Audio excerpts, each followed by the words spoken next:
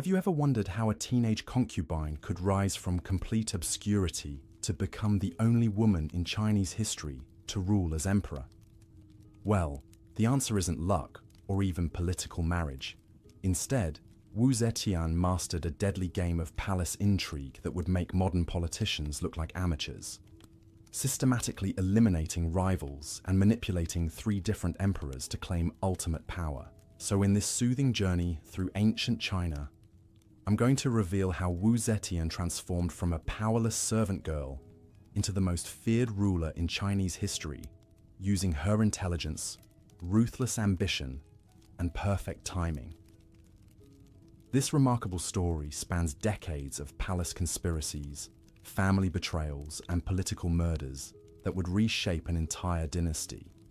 What I'm going to do is walk you through her incredible rise to power, and by the end of this series, you'll understand exactly how she achieved the impossible. Now, to truly appreciate Wu Zetian's rise, we need to understand the world she was born into. The year was 624 CE, during the early Tang dynasty, when China was experiencing a golden age of prosperity and cultural achievement. The Tang capital of Chang'an was the largest city in the world, home to over 1 million people from dozens of different cultures and kingdoms. Merchants traveled the Silk Road, bringing exotic goods from as far away as Persia and Rome. Buddhist temples stood alongside Taoist shrines and Confucian academies. Art, poetry, and scholarship flourished under imperial patronage. But beneath this glittering surface lay a society built on rigid hierarchies and absolute male dominance. The Confucian social order placed the emperor at the top, followed by government officials, farmers, artisans, and merchants. Women existed outside this hierarchy entirely, defined solely by their relationships to men as daughters, wives, or mothers. A woman's highest aspiration was to bear sons who might bring honor to the family name. The concept of female ambition was not just discouraged, it was literally unthinkable. Wu Zetian was born into this world as Wu Zhao, the daughter of Wu Shihuo, a wealthy timber merchant who had supported the Tang dynasty during its rise to power. Her family background was unusual for someone who would later enter the imperial court. Most concubines came from established aristocratic families with generations of court connections. The Wu family, while prosperous, were essentially nouveau riche merchants, looked down upon by the traditional nobility who traced their lineages back centuries. Wu Shihuo had 3 wives, as was common for wealthy men of the era. Wu Zhao's mother, Lady Yang, was his second wife, which placed Wu Zhao in a precarious position within the family hierarchy. She was legitimate, but not the primary heir. She had older half-brothers from her father's first wife, who would inherit the family business and properties.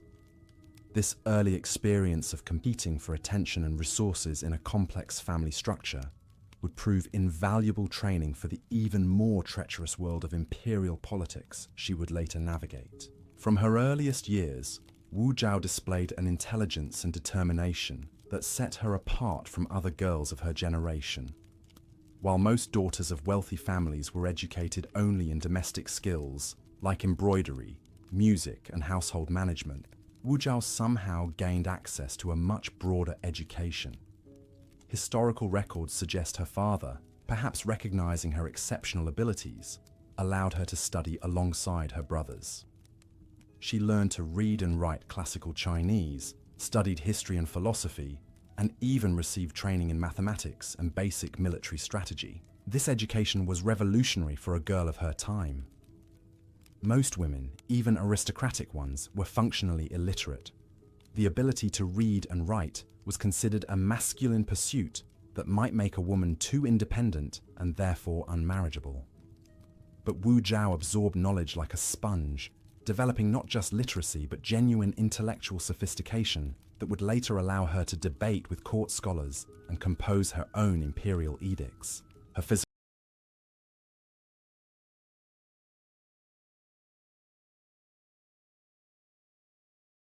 appearance was equally remarkable, though descriptions from the period must be viewed through the lens of later political propaganda.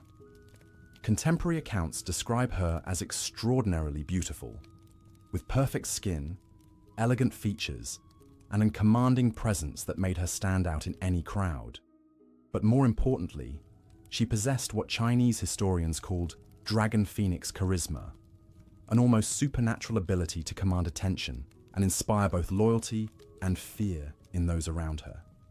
Wu Zhao's childhood was cut short in 636 when her father died unexpectedly. She was just 12 years old, and his death dramatically altered her family's circumstances. Under Chinese inheritance laws, the family business and properties passed to Wu Shihuo's eldest son from his first wife. Wu Zhao, her mother, and her younger siblings found themselves dependent on the generosity of their half-brothers, who showed little inclination to support them generously. This experience of sudden powerlessness and financial insecurity would profoundly shape Wu Zhao's worldview. She learned firsthand how quickly fortune could change and how vulnerable women were in a system that offered them no independent legal or economic rights. Rather than accept her reduced circumstances, she began planning her escape from a life of genteel poverty and dependence. The opportunity came in 638 when Emperor Taizong issued a call for beautiful young women to join his imperial harem. This was a regular practice in Chinese courts, where the emperor maintained hundreds of concubines ranked in elaborate hierarchies. For most families, having a daughter selected as an imperial concubine was considered a great honor that might elevate the entire family's status. For Wu Zhao, it represented something even more valuable, a chance to escape the limitations of her birth and enter the center of political power. At 14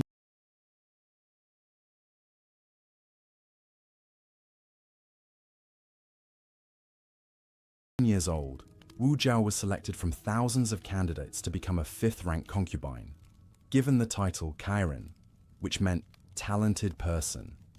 This was not a particularly high rank in the complex hierarchy of imperial women, but it was enough to get her inside the Forbidden City and into proximity with the most powerful man in China.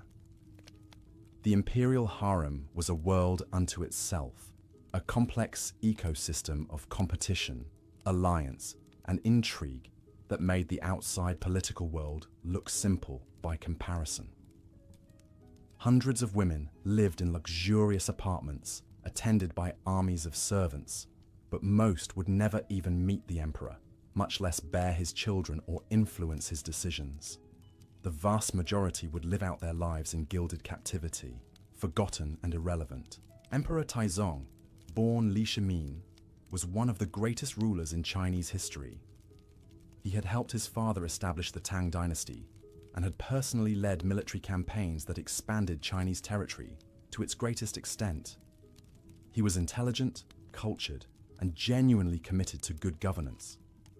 But he was also a middle-aged man with dozens of wives and concubines, unlikely to pay much attention to one teenage girl among so many.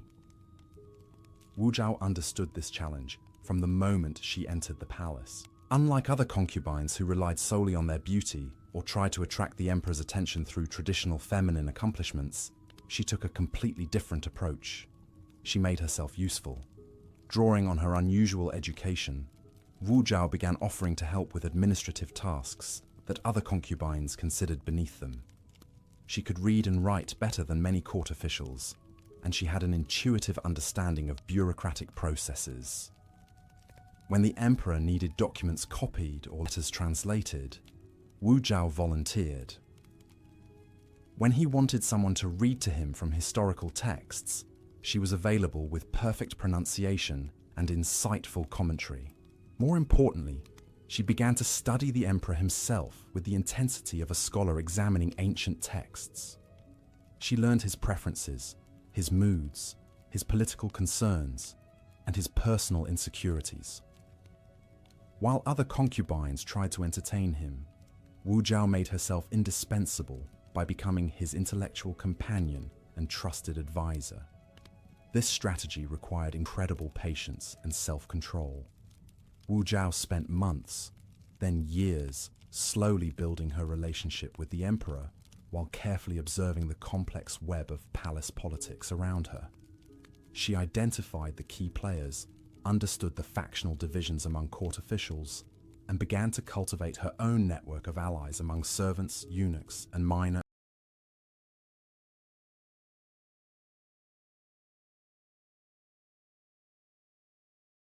officials who had access to valuable information. The imperial court was divided into numerous competing factions based on regional origins, philosophical differences, and personal loyalties. The most powerful group consisted of the founding families who had helped establish the Tang dynasty and felt entitled to permanent influence. These aristocratic clans looked down on newcomers like Wu Zhao and actively worked to limit the emperor's ability to promote people from outside their circle. Wu Zhao quickly realized that her merchant family background, which had seemed like a disadvantage, was actually a strength in this environment. She had no existing factional loyalties, which meant she could navigate between different groups without being automatically categorized as an enemy.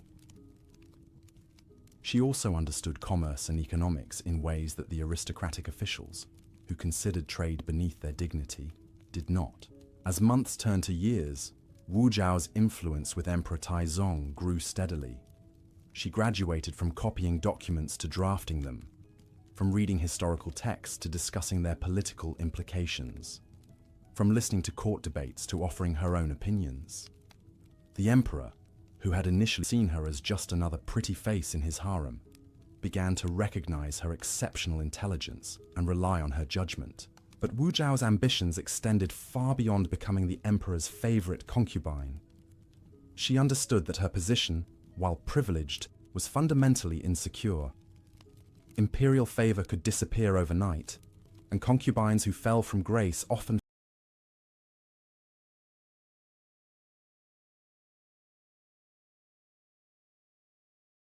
found themselves exiled to remote temples or worse.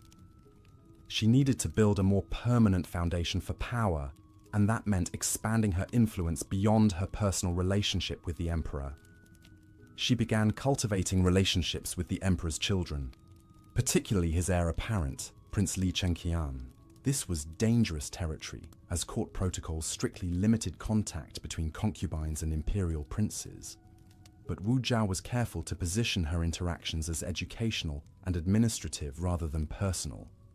She offered to help with the prince's correspondence, provided insights into court politics, and gradually made herself useful to the future emperor, as well as the current one. Unfortunately, Wu Zhao's careful cultivation of Prince Li Chengqian would prove to be a miscalculation that nearly ended her political career before it truly began. The prince, despite being the designated heir, was struggling with personal demons that made him increasingly unstable and unreliable as a political ally. Li Chengqian had grown up under enormous pressure as the crown prince of the world's most powerful empire. Every aspect of his life was scrutinized by court officials. His education was rigidly controlled by Confucian tutors, and his future role as emperor weighed heavily on his young shoulders.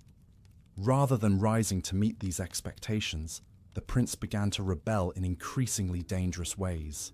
He developed a fascination with Turkish culture, adopting their clothing, customs, and even their military tactics.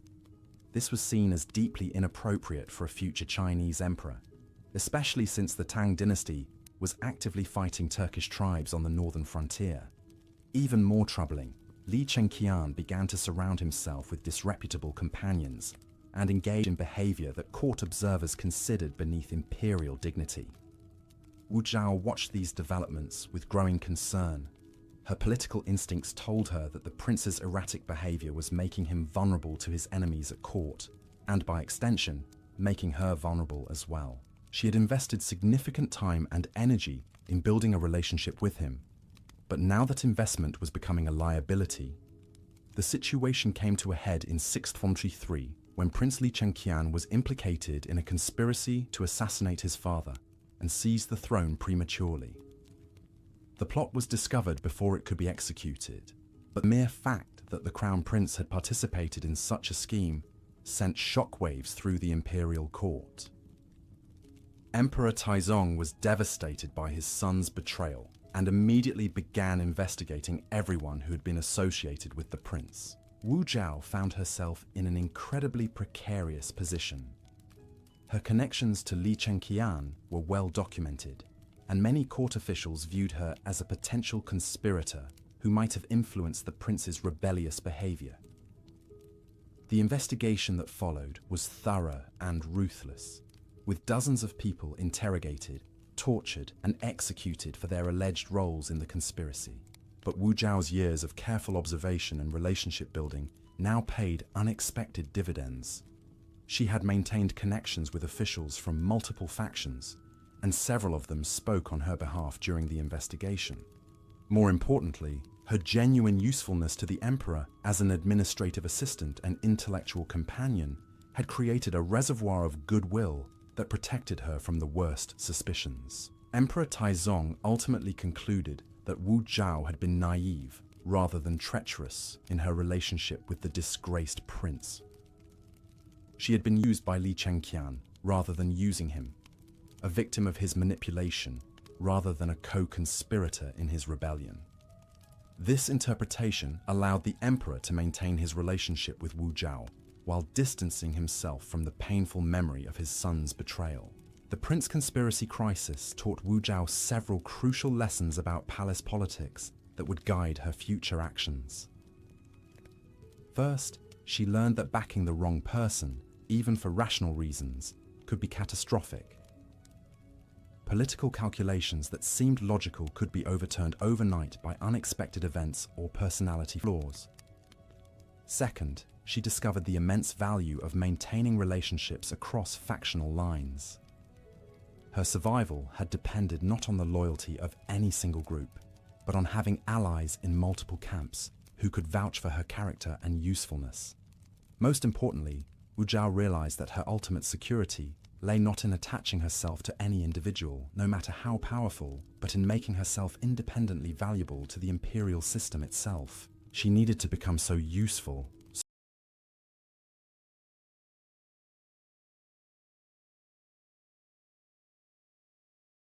so knowledgeable, and so connected that removing her would be more costly than protecting her. With Prince Li Chengqian disgraced and eventually exiled, Emperor Taizong designated his ninth son, Li Ji, as the new crown prince. Li Ji was everything his predecessor had not been: studious, respectful of tradition, and genuinely committed to preparing himself for imperial responsibilities. But he was also young, inexperienced, and somewhat overwhelmed by the enormous expectations now placed upon him.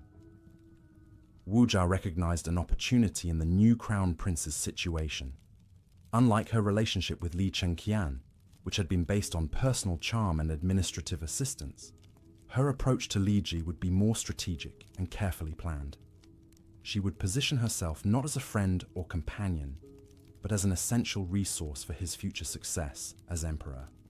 She began by studying Li Ji's personality, interests, and weaknesses with the same methodical approach she had applied to understanding his father. The young prince was intelligent, but lacked confidence in his own judgment. He was well educated in classical texts, but had little practical experience with the complexities of governing a vast empire. Most critically, he was surrounded by advisors who were either too deferential to offer honest counsel or too focused on their own agendas to prioritize his interests. Wu Zhao slowly inserted herself into this advisory ecosystem, not as a replacement for existing counselors, but as a unique resource who could provide perspectives unavailable elsewhere. She offered insights into court gossip and factional dynamics that the prince's official tutors, bound by protocol and propriety, could not discuss. She provided honest assessments of policy proposals that his sycophantic attendants would never dare to criticize. More subtly, she began to position herself as Li Ji's window into the real world, beyond the artificial environment of the palace. As a former merchant's daughter who had experienced poverty and uncertainty, she could explain the practical implications of imperial policies in ways that aristocratic advisors, insulated by generations of wealth and privilege, simply could not. This strategy required Wu Zhao to walk an incredibly fine line. She needed to be useful enough to the crown prince to secure his protection and patronage, but not so involved in his affairs that she would be seen as manipulating him for her own benefit. She had to demonstrate loyalty and wisdom while maintaining the appearance of proper deference and humility. The balancing act became even more complex as Emperor Taizong's health began to decline in the late 640s. The emperor, now in his 50s and exhausted by decades of military campaigns and administrative responsibilities, was showing signs of age and illness that made the question of imperial succession increasingly urgent. Court officials began positioning themselves for the transition to a new reign, and the competition for influence with the future emperor intensified dramatically. Wu Zhao found herself caught between two different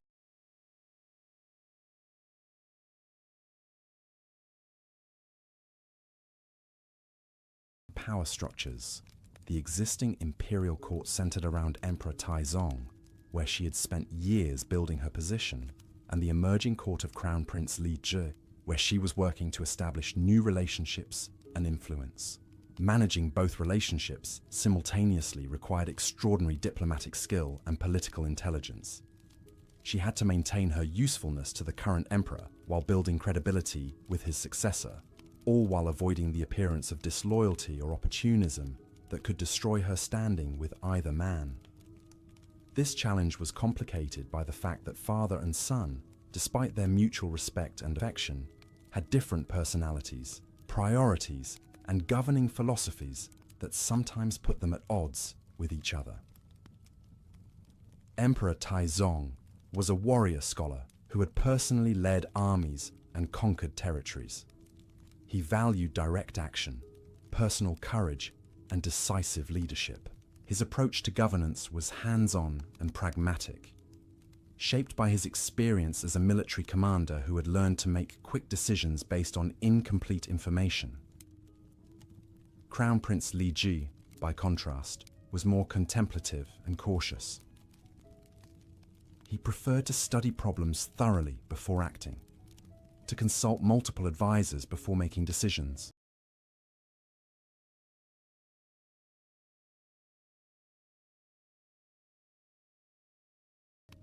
and to consider the long-term implications of policies rather than focusing on immediate results. His governing style was more collaborative and systematic than his father's, but also potentially slower and more indecisive. Wu Zhao adapted her approach to each man's personality and preferences. With Emperor Taizong, she emphasized practical solutions and immediate benefits. She presented information concisely, offered clear recommendations, and demonstrated how her suggestions aligned with his existing priorities and policies. Her communications with him were direct, confident, and focused on results. With Crown Prince Li Ji, she took a more nuanced approach. She presented multiple perspectives on complex issues, acknowledged uncertainties and potential complications, and emphasized the importance of building consensus among different factions before implementing major changes. Her interactions with him were more deferential and collaborative, positioning herself as a resource to support his decision-making process rather than as an advocate for specific outcomes. This dual strategy worked brilliantly for several years, allowing Wu Zhao to strengthen her position with both the current and future emperor, while avoiding the factional conflicts that destroyed many other court figures during succession periods. But it also created new vulnerabilities that would soon test her political skills to their limits. As Emperor Taizong's health continued to deteriorate, rumors began circulating about an improper relationship between Wu Zhao and Crown Prince Li Zhi. These rumors were probably inevitable given the amount of time they spent together and the obvious intelligence and ambition that Wu Zhao displayed. In a court culture that viewed women primarily as sexual objects rather than political actors, any significant interaction between an attractive concubine and a young prince would be interpreted through a romantic lens. The rumors were particularly dangerous because they violated fundamental protocols governing imperial succession. Concubines belonged to the emperor and were expected to remain loyal to him alone. Any suggestion that a concubine was cultivating relationships with potential successors could be interpreted as treason, adultery, or both. Even if the relationship was purely political and administrative, the appearance of impropriety could be enough to destroy everyone involved. Wu Zhou realized that her carefully constructed position was becoming untenable. She could not continue building influence with Li Zhi without risking accusations that could lead to her execution. But she also could not abandon her investment in the future emperor without sacrificing the security and power she had worked so hard to achieve. The solution she devised was characteristically bold and risky. Rather than trying to hide or minimize her relationship with the crown prince, Wu Zhao decided to reframe it entirely. She would transform what appeared to be a liability into a strategic advantage by changing the fundamental terms of the discussion. In early 649, as Emperor Taizong lay dying, Wu Zhao made a decision that would alter the course of Chinese history.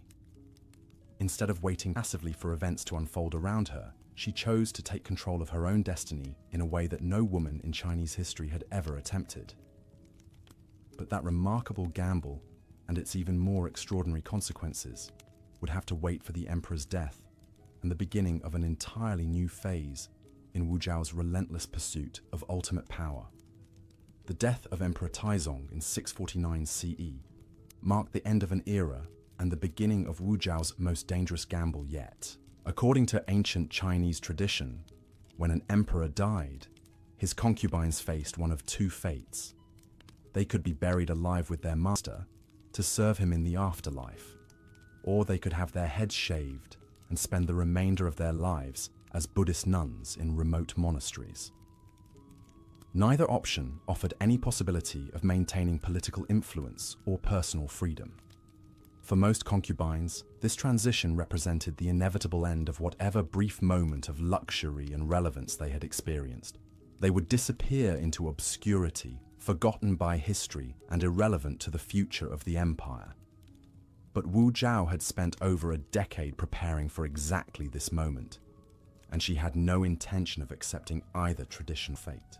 The funeral of Emperor Taizong was a spectacular display of imperial grandeur that lasted for months. His body lay in state in the magnificent Daming Palace, while officials from across the empire traveled to Chang'an to pay their respects. Buddhist monks chanted prayers for his soul. Confucian scholars composed elaborate eulogies celebrating his achievements, and Taoist priests performed rituals to ensure his peaceful transition to the afterlife. Wu Zhao participated in these ceremonies with perfect propriety, displaying the grief and devotion expected from an imperial concubine. She wore the white robes of mourning, wept at the appropriate moments, and followed all the complex protocols that governed behavior during the extended funeral period. To outside observers, she appeared to be just another grieving woman preparing to accept her fate as a discarded relic of the previous reign. But beneath this facade of traditional feminine submission, Wu Zhao was executing the most audacious political maneuver in Chinese history. During the chaotic weeks between the emperor's death and his successor's formal coronation, she was secretly communicating with Crown Prince Li Ji, now preparing to become Emperor Gaozong. These communications were extraordinarily dangerous, as any contact between a dead emperor's concubine and his successor could be interpreted as evidence of an adulterous relationship that had begun while Taizong was still alive. The content of these messages has been lost to history, but their effect was unmistakable.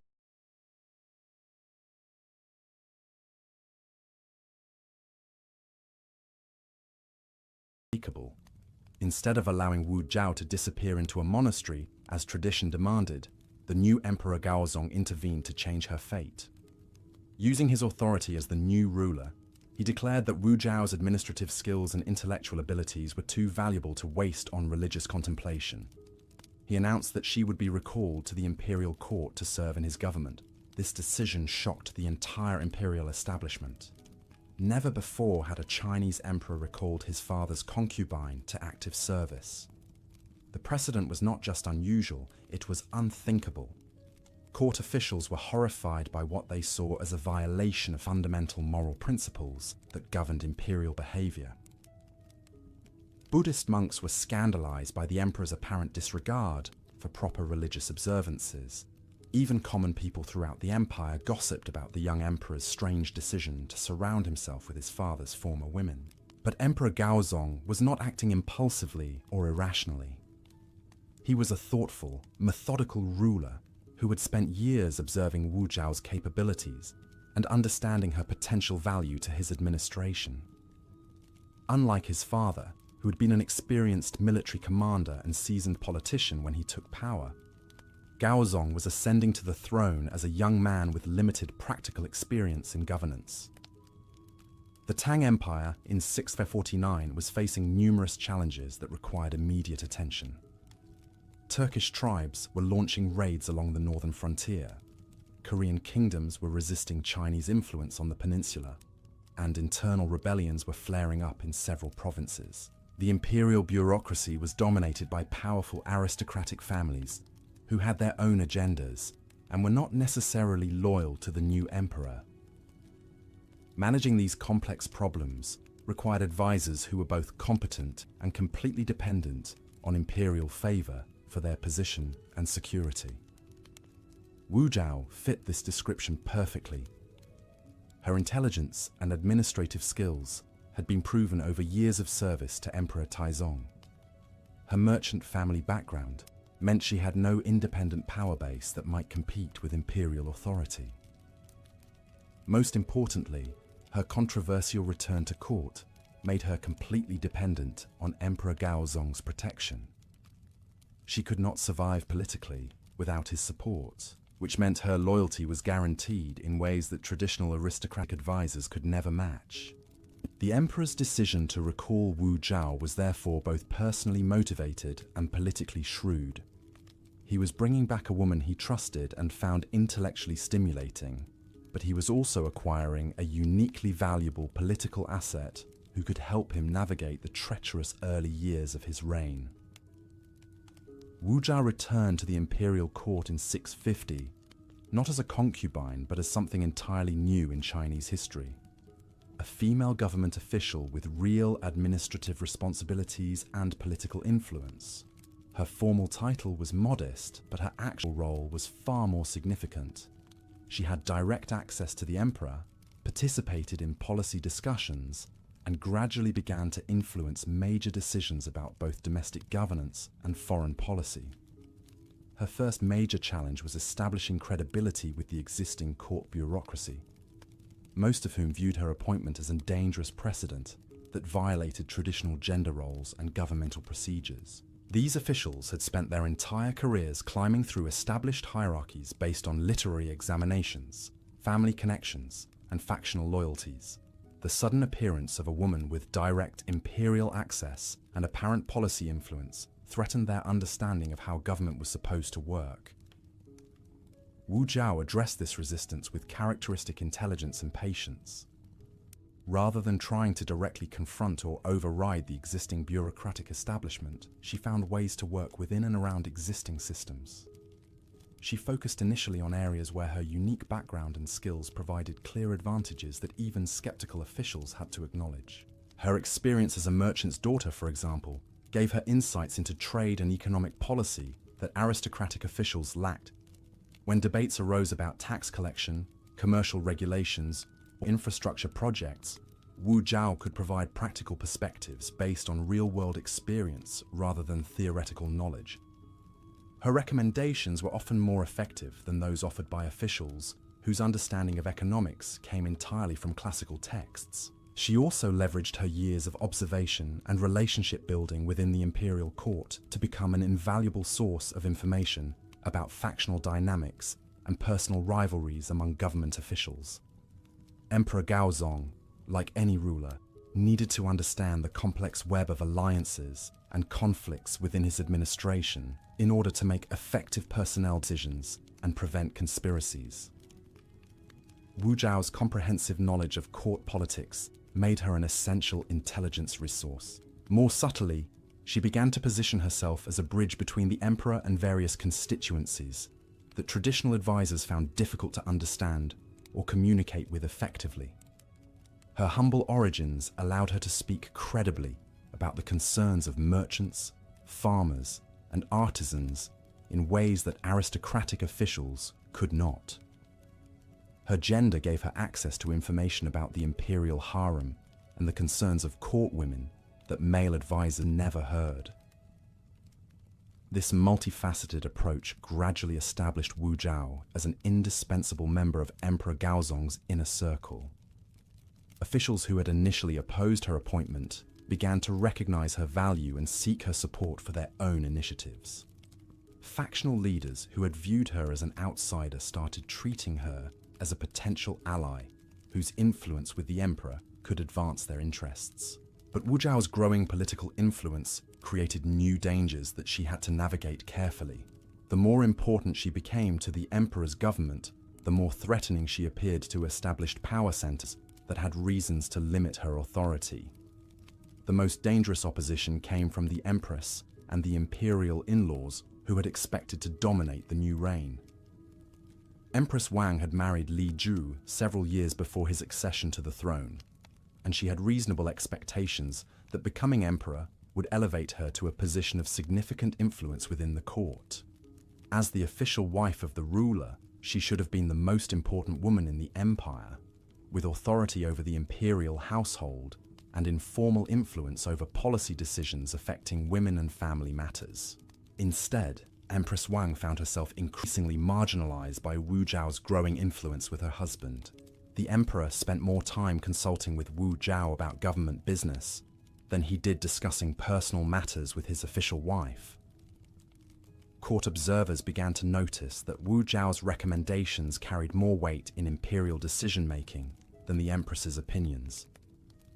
This situation was not just personally humiliating for Empress Wang, it was politically dangerous for her entire extended family. The Wang clan had invested heavily in her marriage to the future emperor, expecting that her position as empress would provide them with preferential access to government positions, lucrative contracts, and policy influence. If Wu Zhao continued to gain power at the empress's expense, the Wang family's political investments would lose value and their rivals would gain advantages. Empress Wang's response to this challenge revealed both her limitations as a political strategist and the fundamental differences between her approach to power and Wu Zhao's methods. Rather than trying to compete with Wu Zhao on intellectual or administrative grounds, the empress focused on emphasizing traditional gender roles and moral propriety. She positioned herself as the defender of conventional values against Wu Zhao's dangerous innovations. This strategy had some initial success among conservative court officials who were already uncomfortable with Wu Zhao's unprecedented role in government. Empress Wang argued that allowing a former concubine to participate in policy discussions violated fundamental principles of imperial dignity and Confucian morality. She suggested that the emperor's reliance on Wu Zhao's advice was inappropriate and potentially corrupting to the moral foundation of imperial rule. But Empress Wang's approach suffered from a critical weakness. It offered no practical alternative to Wu Zhao's contributions. The empress could criticize Wu Zhao's influence, but she could not replace Wu Zhao's administrative skills, political intelligence, or economic insights. Her arguments were based on abstract principles rather than concrete benefits, which made them less compelling to an emperor who was struggling with real governmental challenges. Wu Zhao recognized the threat that Empress Wang represented, but she also understood that direct confrontation would be counterproductive. Any open conflict between the emperor's wife and his advisor would force Emperor Gaozong to choose sides, and traditional protocol strongly favored the empress in such disputes. Wu Zhao needed a more subtle approach that would undermine her rival without creating an obvious crisis. Her solution was to make herself even more indispensable, while simultaneously demonstrating the limitations of traditional approaches to imperial administration. When policy debates arose, Wu Zhao consistently offered more practical and effective solutions than other advisors, including implicit alternatives to suggestions from the empress's faction. When administrative problems emerged, she provided faster and more comprehensive responses than established bureaucratic channels. More importantly, Wu Zhao began to document and publicize her contributions to successful government initiatives. When her recommendations led to increased tax revenues, she made sure the emperor understood her role in achieving those results. When her insights helped resolve diplomatic conflicts or prevent internal rebellions, she ensured that her contributions were recorded in official documents and remembered by key officials. This systematic approach to building and demonstrating her value created a powerful argument for maintaining and expanding her influence that was based on measurable results rather than theoretical principles. Even officials who were philosophically opposed to female participation in government found it difficult to argue against Wu Zhao's track record of successful policy contributions. The competition between Wu Zhao and Empress Wang intensified throughout the early 650s as both women worked to consolidate their influence with the emperor and build supporting coalitions among court officials. This rivalry was complicated by the birth of children to both women, which added succession politics to the already complex dynamics of imperial court competition. Empress Wang gave birth to a daughter in 651, which was disappointing since male heirs were essential for securing dynastic succession. Wu Zhao, meanwhile, had given birth to a son in 652, followed by another son in 653. These births dramatically altered the balance of power between the two women, as Wu Zhao's sons represented potential heirs to the imperial throne, while the empress's daughter did not. The existence of male heirs born to Wu Zhao created new political possibilities that neither woman had previously considered.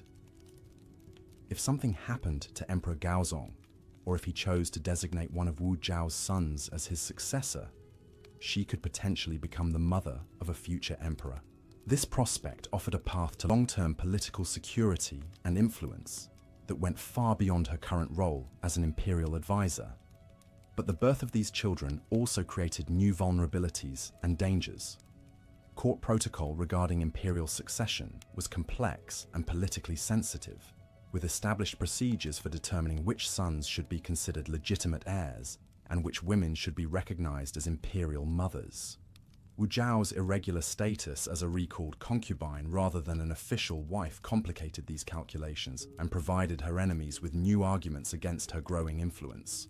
The situation became even more complex in 654 when tragedy struck the imperial family in a way that would forever change the trajectory of Wu Zhao's career and Chinese history itself. The specific details of what happened remain controversial among historians, but the consequences were undeniable. Empress Wang's infant daughter died under mysterious circumstances, and Wu Zhao was accused of murdering the child to eliminate a potential rival. The accusation was devastating and potentially fatal. If Wu Zhao was found guilty of murdering an imperial child, she would face immediate execution along with all her relatives and associates. The charge was particularly dangerous because it combined several of the most serious crimes possible in imperial China: treason against the royal family, violation of fundamental moral principles governing the protection of children, and abuse of trusted access to the imperial household. But the accusation also revealed the desperation of Wu Zhao's enemies and their inability to challenge her influence through conventional political means. The timing and circumstances of the charges suggested that they were motivated more by factional rivalry than by genuine evidence of criminal behavior. This created an opportunity for Wu Zhao to turn the crisis to her advantage if she could manage the political implications skillfully. Her response to the murder accusation would demonstrate both her political genius and her willingness to use the most ruthless methods necessary to protect and advance her position.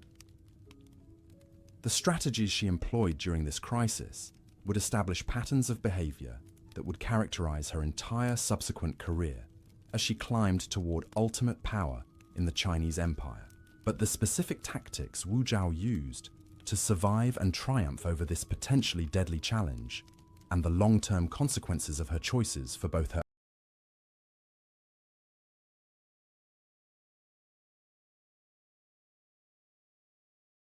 own future and the stability of the Tang dynasty, would prove to be even more extraordinary than anything she had accomplished so far. The murder accusation against Wu Zhao represented the most dangerous moment of her political career, but it also revealed the fundamental weakness of her enemy's position. The charges were based more on court gossip and factional animosity than on actual evidence, which gave Wu Zhao room to maneuver if she could control the narrative and turn public opinion in her favor. Her first move was characteristically bold and unexpected. Instead of retreating into defensive denials or seeking protection through traditional channels, Wu Zhao chose to go on the offensive against her accusers. She began by systematically documenting the timeline of events surrounding the infant's death, gathering testimony from servants, physicians, and other witnesses who had been present in the imperial household during the relevant period. This investigation revealed several inconvenient facts that undermined the murder theory. The child had been ill for several days before dying, showing symptoms consistent with common childhood diseases that claimed many imperial infants despite the best medical care available. Multiple physicians had examined the baby and prescribed treatments that proved ineffective. Most importantly, Wu Zhao had been in the company of other court officials during most of the period when the alleged crime supposedly occurred, making it practically impossible for her to have administered poison or committed other acts of violence. But Wu Zhao understood that facts alone would not be sufficient to protect her from politically motivated accusations. She needed to shift the entire framework of the debate from questions about her guilt or innocence to larger issues about the stability and effectiveness of imperial government. Her survival depended on making herself appear more valuable to the emperor and the empire than her enemies. She accomplished this transformation by positioning the accusations against her as part of a broader conspiracy by conservative factions to undermine Emperor Gaozong's authority and reverse the administrative reforms that had made his government more effective than his predecessors. Wu Zhao argued that her enemies were using the tragedy of an infant's death as a pretext to attack innovative approaches to governance that threatened their traditional privileges and power. This reframing was politically brilliant because it transformed Wu Zhao from a defendant in a criminal case into a symbol of progressive government reform. Officials who supported modernizing the imperial bureaucracy found themselves defending Wu Zhao not because they necessarily liked her personally, but because attacking her meant attacking the broader reform agenda they favored. Conversely, officials who opposed her found themselves associated with reactionary resistance to beneficial changes in government operations. Emperor Gaozong, who had invested significant political capital in Wu Zhao's appointment and had personally benefited from her administrative contributions, recognized the implications of the accusations immediately. If Wu Zhao was removed from government under these circumstances, it would signal that traditional factions could veto his personnel decisions and policy initiatives by manufacturing scandals and moral controversies. His authority as emperor would be permanently undermined if he allowed politically motivated accusations to determine who could serve in his administration. The emperor's response demonstrated both his political sophistication and his genuine commitment to protecting Wu Zhao from her enemies. Rather than conducting a private investigation that might be influenced by factional pressures, he announced that the accusations would be examined through formal legal procedures that would be open to observation by court officials and foreign diplomats. This transparency made it much more difficult for Wu Zhao's enemies to manipulate evidence or testimony. More importantly, Emperor Gaozong used the investigation as an opportunity to review and strengthen Wu Zhao's official position within the government hierarchy. He announced that regardless of the outcome of the criminal charges, Wu Zhao's administrative contributions had been so valuable that her role would be expanded and formalized through new titles and responsibilities that would make her status less vulnerable to future political attacks. This announcement sent a clear message to court factions about the emperor's priorities and expectations. Officials who wanted to maintain imperial favor would need to work with Wu Zhao rather than against her. Those who continued to oppose her would find themselves increasingly isolated from the centers of power and decision-making. The formal investigation into the murder accusations proceeded slowly and carefully over several months, with testimony from dozens of witnesses and examination of physical evidence by multiple experts. The process was designed to be thorough enough to satisfy skeptics, while also demonstrating the weakness of the case against Wu Zhao. During this period, Wu Zhao continued to perform her administrative duties with characteristic competence and efficiency. She participated in policy meetings, drafted government documents, and provided advice on diplomatic and military matters, as if the accusations against her were merely a temporary distraction. This behavior reinforced her image as a dedicated public servant whose primary concern was effective governance rather than personal survival. The investigation's final report, issued in early 655, officially exonerated Wu Zhao of any criminal wrongdoing in the infant's death. The report concluded that the child had died of natural causes, possibly complicated by inadequate medical knowledge about treating childhood illnesses. More significantly, the report criticized officials who had promoted the murder accusations as having acted irresponsibly and potentially harmfully to imperial interests. But Wu Zhao's vindication came with costs that would shape her future political strategies. The months of controversy had revealed the depth of opposition to her influence among traditional court factions and the lengths to which her enemies would go to remove her from power.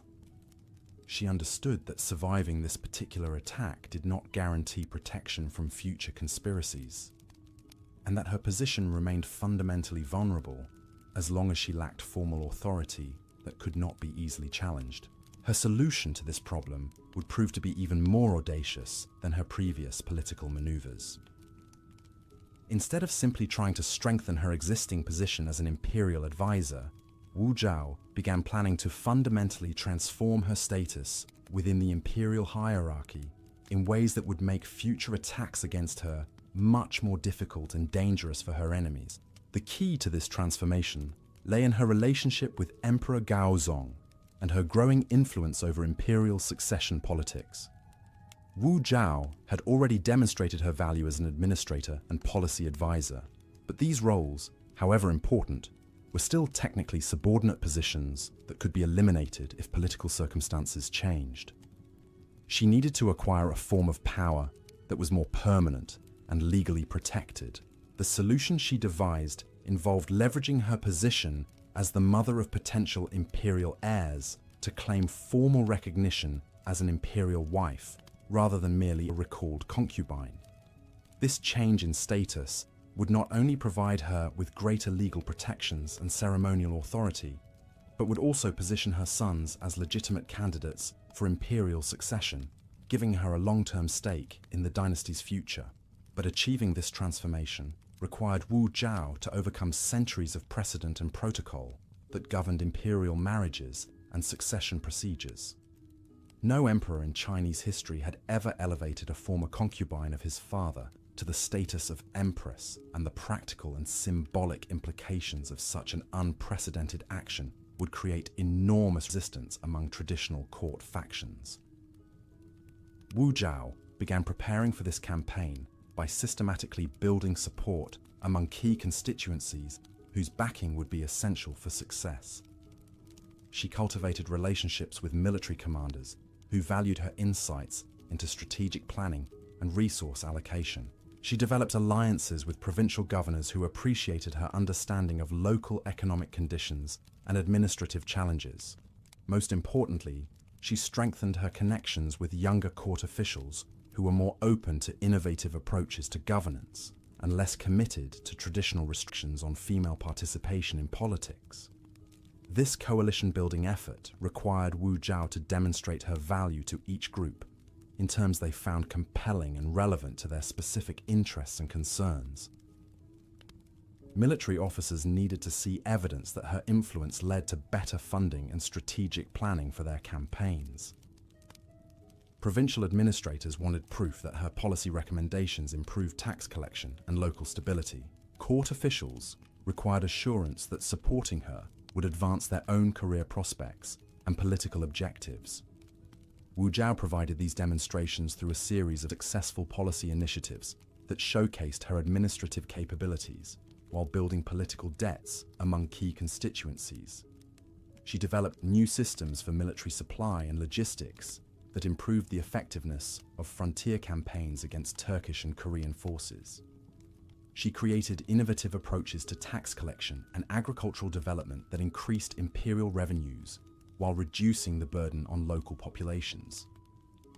She established new procedures for personnel evaluation and promotion that made government service more attractive to talented individuals from diverse backgrounds. Each of these accomplishments served multiple purposes in Wu Zhao's broader political strategy. They provided concrete evidence of her value to imperial administration, making it harder for opponents to argue that her influence was purely personal rather than professional. They created networks of officials and military officers who had direct interests in maintaining and expanding her authority. Most importantly, they demonstrated that Wu Zhao's approach to governance produced better results than traditional methods, giving Emperor Gaozong practical reasons to support her elevation beyond personal affection or loyalty. By late 655, Wu Zhao felt confident enough in her political position to begin the final phase of her campaign for formal recognition as empress. This would require her to directly challenge Empress Wang and the powerful family networks that supported the existing imperial marriage, making it the most dangerous gamble of her career. Success would provide her with unprecedented power and security, but failure would likely result in exile or execution for herself and her children. The opening move in this campaign came through an unexpected channel that revealed Wu Zhao's sophisticated understanding of imperial psychology and court politics. Rather than directly asking Emperor Gaozong to divorce his current wife, she began subtly questioning whether the existing imperial marriage was providing adequate support for the emperor's governing responsibilities and personal welfare. Wu Zhao's approach was indirect but systematic. During policy discussions, she would occasionally mention how much more effective the emperor could be if he had a partner who truly understood the complexities of imperial administration. In private conversations, she would express concern about the emperor's health and stress levels, suggesting that he needed someone who could provide both intellectual companionship and emotional support during the challenging periods of reign. These conversations were carefully designed to plant seeds of dissatisfaction with the emperor's current domestic arrangements, without appearing to promote her own interests directly. Wu Zhao wanted Emperor Gaozong to reach his own conclusions about the inadequacy of his marriage to Empress Wang, making any subsequent changes appear to be his initiative rather than her manipulation. The strategy worked exactly as intended. Emperor Gaozong began to compare his interactions with Wu Zhao, which were intellectually stimulating and politically productive, with his relationship with Empress Wang, which was formal, ceremonial, and largely irrelevant to his work as emperor. The contrast became increasingly obvious and frustrating to him as he realized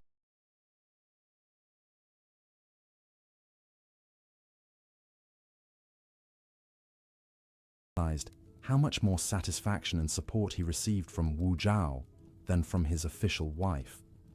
This growing dissatisfaction was encouraged by Wu Zhao's continued demonstrations of her administrative competence and political insight. During the winter of 655, a series of crises tested the imperial government's ability to respond effectively to unexpected challenges. Severe flooding in several southern provinces disrupted agricultural production and created refugee populations that needed emergency assistance. Diplomatic tensions with Korean kingdoms escalated into military conflicts that required rapid deployment of troops and supplies. Internal rebellions in Western territories threatened to spread, if not suppressed, quickly and decisively. Wu Zhao's responses to these crises were faster, more comprehensive, and more effective than those provided by traditional government channels.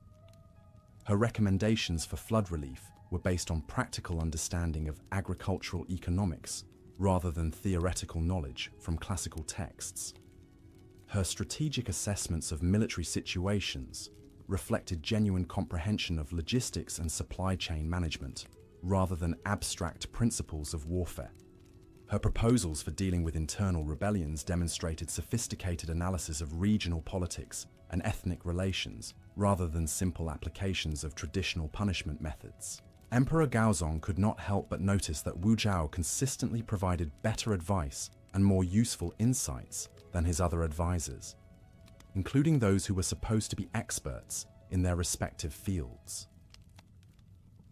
This comparison made him increasingly frustrated with the limitations of his existing advisory system and more appreciative of Wu Zhao's unique contributions to effective governance.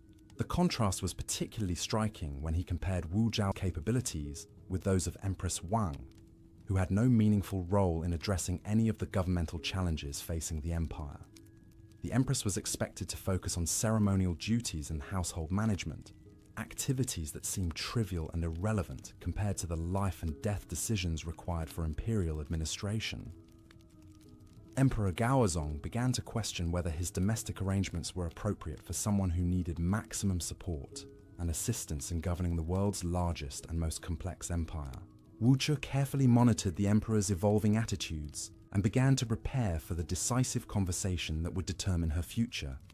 She understood that she would have only one opportunity to propose her elevation to empress, and that the timing, presentation, and justification for her request would be absolutely critical to its success. Everything she had accomplished over the previous decade had been preparation for this single moment of maximum risk and maximum opportunity. The conversation finally took place in early 656, during a private meeting where Wu Zhao and Emperor Gaozong were reviewing reports from provincial governors about the effectiveness of recent policy reforms. The discussion naturally led to broader questions about governmental efficiency and the emperor's need for comprehensive support in managing imperial responsibilities. Wu Zhao began by acknowledging the enormous burdens that Emperor Gaozong carried as ruler of the Tang Empire, emphasizing how much more complex and demanding imperial administration had become compared to earlier periods when China was smaller and less developed.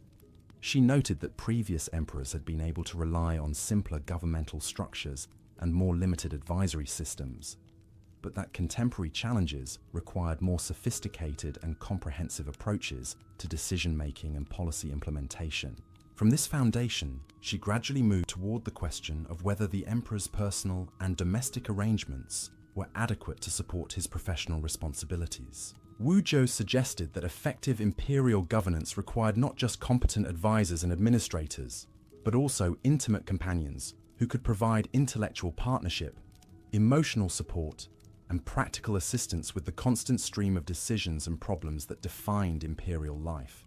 The implicit criticism of Empress Wang was subtle, but unmistakable.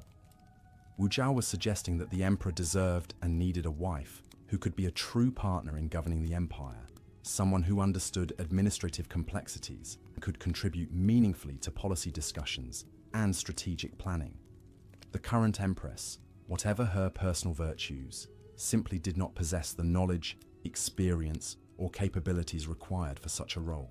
Emperor Gaozong's response revealed that Wu Zhao's months of careful preparation had achieved their intended effect. He acknowledged that he had been thinking along similar lines, recognizing that his governmental responsibilities were not adequately supported by his existing domestic arrangements. He admitted that his most productive and satisfying conversations about imperial business were with Wu Zhao rather than with his official wife, and that this situation seemed both personally frustrating and professionally inefficient. More significantly, Emperor Gaozong began to explore the practical and political implications of changing his marital status to better align his personal relationships with his governmental needs. He asked Wu Zhao to research the historical precedents and legal procedures that would be required to divorce Empress Wang and elevate someone more suitable to the position of imperial wife. This request represented the breakthrough that Wu Zhao had been working toward for years.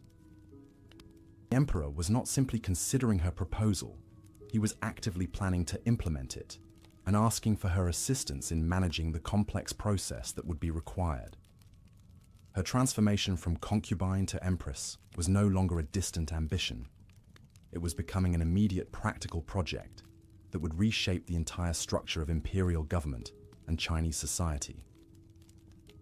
But Wu Zhao also understood that the most difficult and dangerous phase of her campaign was just beginning. Convincing Emperor Gaozong to support her elevation was only the first step in a process that would require her to overcome massive resistance from established court factions, traditional religious authorities, and conservative social opinion throughout the empire. The political and cultural obstacles to her unprecedented transformation would test every skill she had developed and every alliance she had built during her remarkable rise to power. The battle to become empress would be fought on multiple fronts simultaneously, requiring Wu Zhao to demonstrate not just her personal capabilities, but also her ability to manage complex political coalitions and navigate treacherous institutional conflicts. Success would make her the most powerful woman in Chinese history, but failure would likely result in the destruction of everything she had worked so hard to achieve. The stakes could not have been higher, and the outcome would determine not just Wu Zhao's personal fate, but the future direction of the Tang dynasty and the role of women in Chinese political life for centuries to come.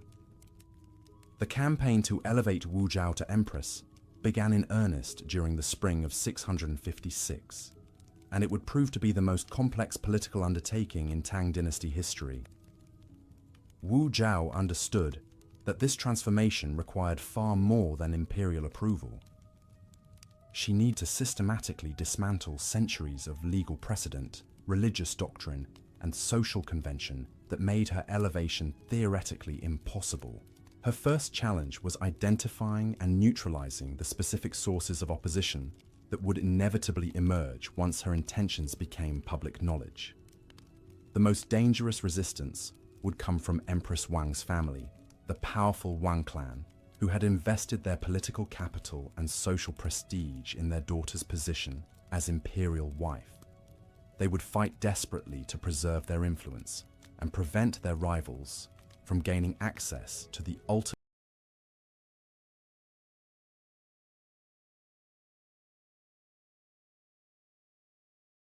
source of political power. Wu Zhao began by conducting a comprehensive analysis of the Wang family's political network, mapping their alliances, identifying their economic interests, and understanding their strategic vulnerabilities. She discovered that the clan's power rested on several foundations that could potentially be undermined through careful political maneuvering. The Wang family controlled several lucrative government contracts for military supplies and infrastructure projects, relationships that generated enormous wealth but also created dependencies that could be exploited. Their influence in the imperial bureaucracy was concentrated in specific departments and regions where family members held key positions, creating potential choke points that could be targeted through administrative reforms. Most importantly, their political coalition included several ambitious individuals whose loyalty was based on mutual benefit rather than genuine personal commitment, making them potentially vulnerable to better offers from competing factions.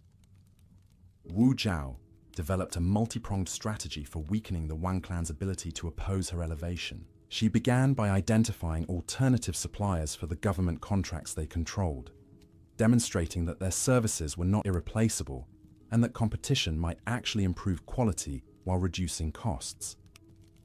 She initiated personnel reviews in departments where Wang family influence was strongest, ostensibly to improve administrative efficiency, but actually to create opportunities for replacing their allies with officials more sympathetic to her objectives. More subtly, she began cultivating relationships with younger members of the Wang family who were frustrated by their limited advancement opportunities within the traditional clan hierarchy. These individuals were offered prospects for accelerated promotion and expanded responsibilities in exchange for their neutrality or even support during the coming succession crisis. Wu Zhao understood that dividing her enemies was often more effective than trying to defeat them through direct confrontation. While working to undermine the Wang family's political position, Wu Zhao simultaneously launched a sophisticated propaganda campaign designed to prepare public opinion for her unprecedented elevation. This effort required her to address the fundamental cultural and religious objections that made the concept of a female emperor seem impossible to most Chinese people. The core challenge was that Confucian political philosophy explicitly prohibited women from holding supreme political authority, viewing female rule as a violation of natural order that would inevitably lead to social chaos and dynastic collapse. Buddhist and Taoist religious traditions, while more flexible about gender roles in some contexts, also contained teachings that were generally interpreted as supporting male political dominance. Wu Zhao needed to find ways to reinterpret these philosophical and religious traditions to support, rather than oppose her ambitions. Her approach to this challenge revealed the sophisticated intellectual preparation she had undertaken during her years of study and observation. Wu Zhao began commissioning scholarly research projects that would re-examine classical texts and historical precedents for evidence supporting female political authority. She funded conferences and debates among court intellectuals about the proper interpretation of ancient wisdom regarding governance and leadership. These scholarly initiatives were carefully designed to appear as legitimate academic inquiries rather than politically motivated propaganda exercises. Wu Zhao understood that direct attacks on traditional beliefs would provoke backlash and resistance, but that subtle reinterpretations presented as scholarly discoveries might gradually shift educated opinion in her favor. The research projects she sponsored began uncovering forgotten historical examples of successful female rulers in Chinese history, reinterpreting classical texts that had been traditionally understood as prohibiting female authority, and developing new theological arguments about the relationship between gender and political legitimacy. These findings were disseminated through the imperial court and scholarly networks, creating intellectual foundations for accepting Wu Zhao's elevation as empress. Simultaneously, Wu Zhao worked to build military support for her campaign, recognizing that ultimate political authority in imperial China rested on the ability to command armed force when necessary. Her years of involvement in strategic planning and military logistics had given her extensive contacts among professional officers who valued competence over traditional protocol. She began systematically cultivating relationships with key military commanders, particularly those who had benefited from her administrative reforms and policy recommendations. These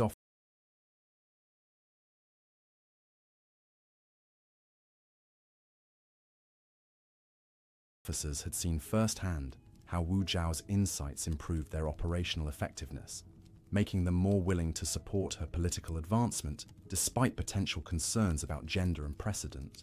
Wu Zhao's approach to building military support was characteristically practical and results-oriented. Rather than asking for abstract loyalty or ideological commitment, she focused on demonstrating continued value to military interests through improved funding, better strategic coordination, and more effective logistical support. Officers who worked with her understood that her elevation would likely mean continued access to her expertise and influence, while her removal might result in less competent administration of military affairs. She also began developing contingency plans for potential violent resistance to her elevation, understanding that some opponents might resort to armed rebellion or assassination attempts rather than accept female rule. These preparations included identifying reliable military units that could be deployed to protect the imperial court, establishing secure communication networks that could coordinate defensive responses, and creating evacuation procedures that could protect her family and key supporters if circumstances required temporary retreat. The military dimension of Wu Zhao's campaign was complicated by the need to maintain operational security while building necessary support networks. Too much preparation might alert her enemies and trigger preemptive attacks, but too little preparation could leave her vulnerable to sudden violent opposition. She had to balance transparency with key allies against secrecy from potential enemies, a delicate calculation that required constant adjustment as political circumstances evolved.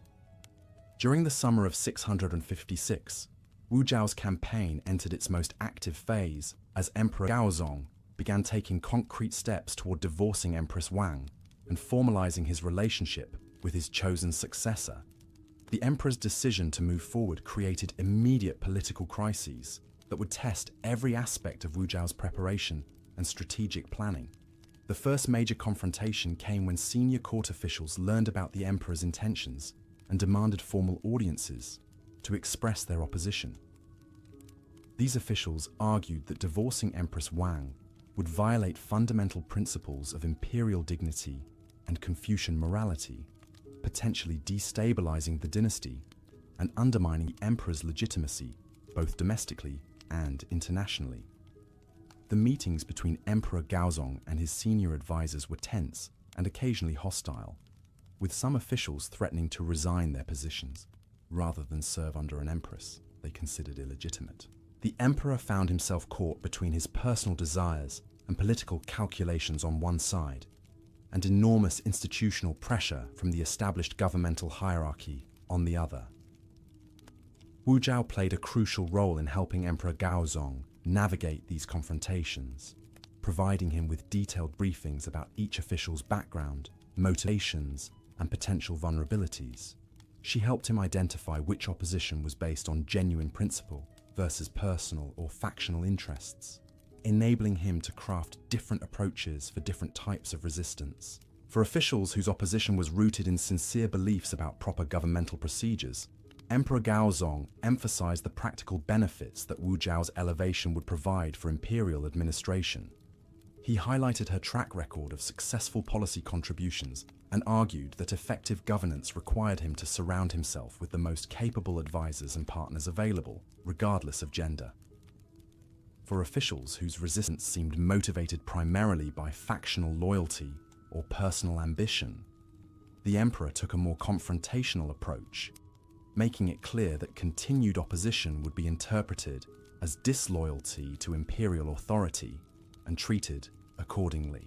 He began transferring some resistant officials to less important positions while promoting others who supported his marriage plans, sending clear signals about the consequences of different political choices. The ecclesiastical dimension of the opposition proved particularly challenging because it involved fundamental questions about the relationship between imperial authority and religious doctrine. Buddhist and Taoist religious leaders argued that elevating Wu Zhao to empress would violate spiritual principles governing the cosmic order, potentially bringing divine punishment upon the entire empire. Wu Zhao's response to religious opposition demonstrated her sophisticated understanding of how spiritual authority functioned in Chinese society. Rather than attacking religious leaders directly, she worked to divide them by promoting alternative interpretations of relevant doctrines and supporting religious figures who were willing to endorse her elevation. She commissioned new translations of Buddhist texts that emphasized compassion and wisdom over gender as the primary qualifications for political leadership. She funded Taoist scholars who argued that the cosmic balance required periodic reversals of traditional patterns, making female rule a necessary correction to excessive male dominance. She supported Confucian intellectuals who reinterpreted classical teachings about governance to focus on competence and virtue, rather than gender as the essential requirements for legitimate authority. These religious and philosophical debates created intellectual cover for officials and citizens who were personally inclined to support Wu Zhao, but needed justification for abandoning traditional beliefs about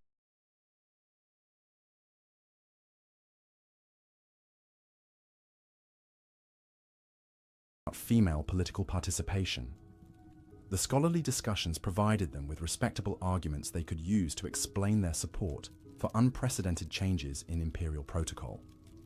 The international implications of Wu Zhao's elevation also required careful management, as neighboring kingdoms and tributary states were closely watching developments in the Tang court for signs of weakness or instability that they might exploit. Any perception that the Chinese Empire was experiencing internal chaos or illegitimate leadership could trigger foreign invasions or rebellions in border regions.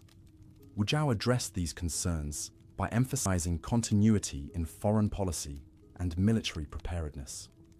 She worked with Emperor Gaozong to ensure that diplomatic communications with foreign courts stressed the stability and strength of Tang administration, rather than the unprecedented nature of the imperial marriage changes. She coordinated with military commanders to maintain high levels of readiness along frontier regions, demonstrating that governmental transitions would not create opportunities for external aggression. Her approach to international relations during this period revealed her understanding that foreign perceptions of Chinese strength was important as domestic political support for the success of her elevation. Any sign of weakness or internal division could invite external challenges that would complicate her consolidation of power and potentially provide opportunities for her domestic enemies to rally opposition around national security concerns. By autumn 656, the various elements of Wu Zhao's campaign were beginning to converge into a decisive moment when Emperor Gaozong would need to make final decisions about proceeding with the divorce and remarriage.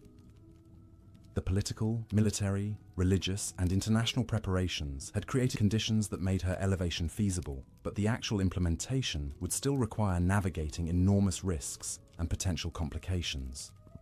The timing of the final decision was influenced by several factors that were beyond Wu Zhao's direct control, but that she had anticipated and prepared for during her strategic planning. Empress Wang's supporters were becoming increasingly desperate as they recognized the trajectory of events, making them more likely to attempt dramatic countermeasures that could either derail Wu Zhao's campaign or provide justification for accelerating it. Court gossip and speculation about the emperor's intentions had reached levels that were making it difficult to maintain operational security around the marriage plans. Too many officials and court observers were aware that major changes were being considered, creating pressure to either implement the plans quickly or abandon them to prevent information leaks that could be exploited by opponents. Most importantly, Wu Zhao's own position was becoming increasingly precarious as her enemies recognized that they were running out of time to prevent her elevation. The longer she remained in her current ambiguous status, the more vulnerable she became to preemptive attacks designed to eliminate her before she could acquire the legal protections that would come with formal recognition as Empress. The convergence of these factors created a situation where delay was becoming more dangerous than action, forcing Wu Zhao and Emperor Gaozong to accelerate their timeline and prepare for the final confrontation that would determine not just her personal fate, but the future structure of imperial power in China. The decisive moment arrived in late 656, when Emperor Gaozong announced his intention to convene a formal imperial council to consider changes in the imperial marriage arrangements. This announcement transformed months of behind-the-scenes maneuvering into a public political crisis that would require all parties to declare their positions openly and accept the consequences of their choices. Wu Zhao understood that this council meeting would be the culmination of everything she had worked toward for over a decade. Success would make her empress and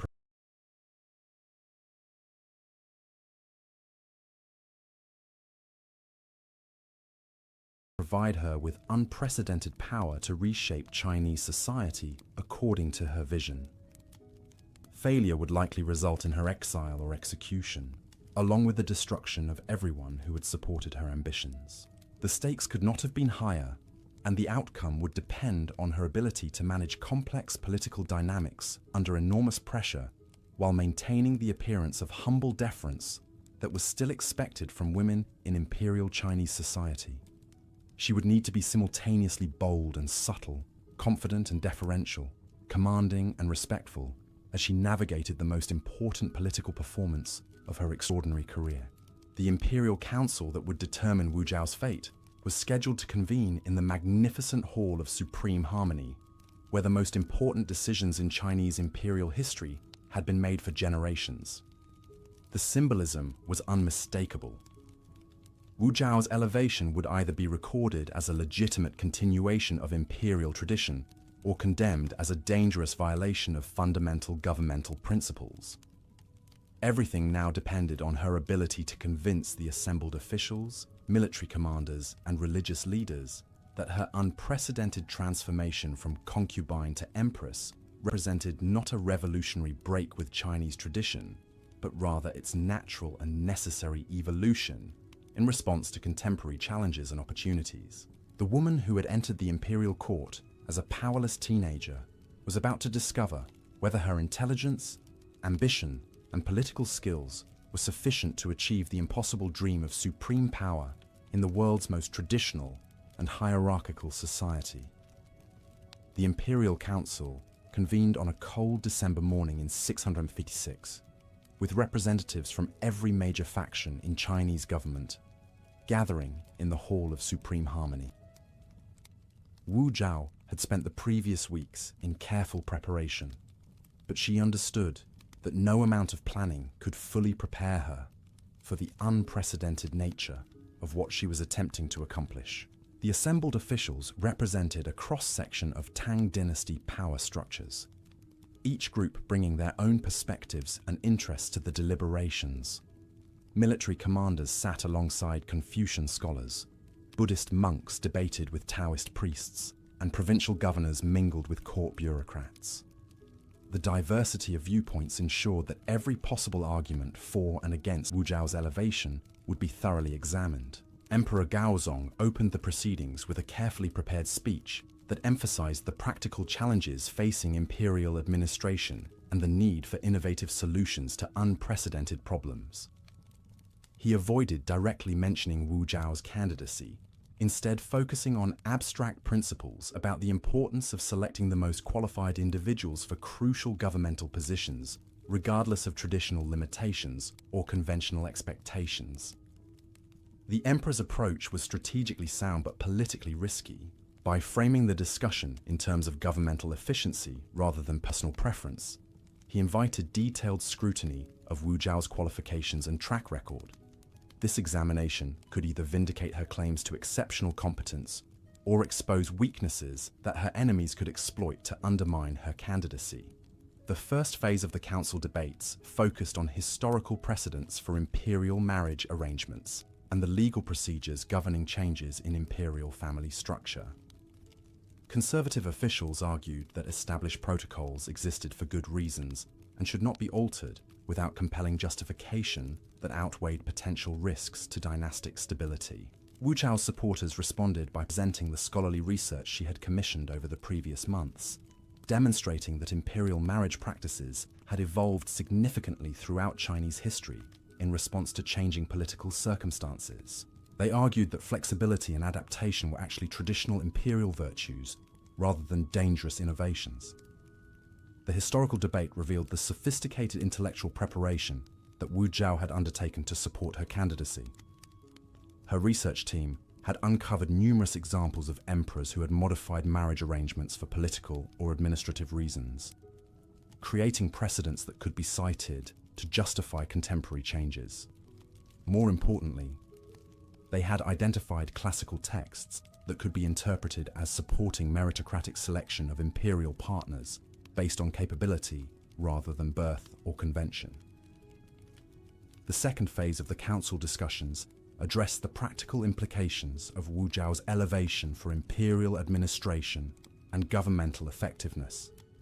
This topic played directly to her strengths, as she had spent years demonstrating her administrative competence and policy insights through measurable contributions to successful government initiatives. Military commanders testified about Wu Zhao's valuable contributions to strategic planning and logistics management, describing specific examples where her recommendations had improved operational outcomes and reduced costs. Provincial governors explained how her economic insights had helped them implement more effective tax collection and agricultural development programs. Court officials acknowledged her superior understanding of bureaucratic procedures and interfactional dynamics. This testimony was particularly powerful because it came from practical administrators who had worked directly with Wu Zhao and could speak from personal experience about her capabilities. Their endorsements carried more weight than abstract theoretical arguments because they were based on documented results rather than speculation about potential outcomes. However, Wu Zhao's opponents also presented compelling evidence about the risks associated with her elevation. They argued that promoting a woman to empress would set dangerous precedents that could destabilize traditional social hierarchies and encourage inappropriate ambitions among other women throughout the empire.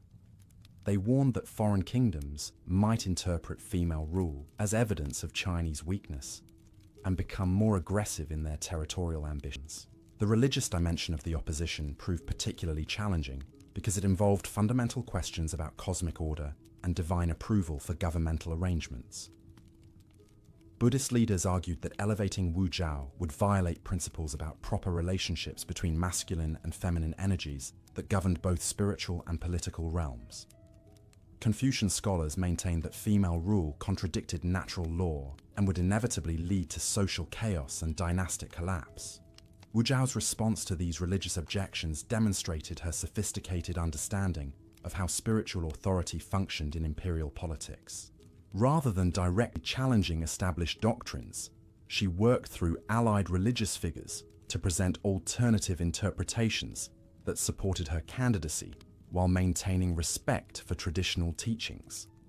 The Buddhist monks she had cultivated argued that compassion and wisdom were more important than gender for effective leadership, citing examples from Buddhist literature of female figures who had achieved enlightenment and provided guidance for entire communities. The Taoist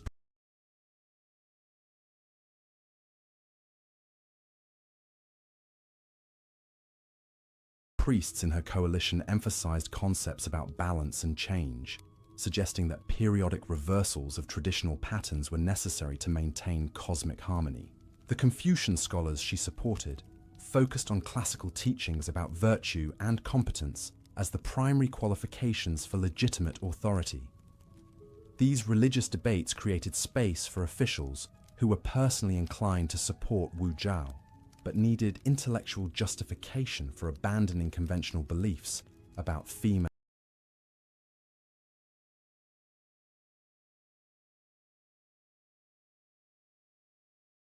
political participation.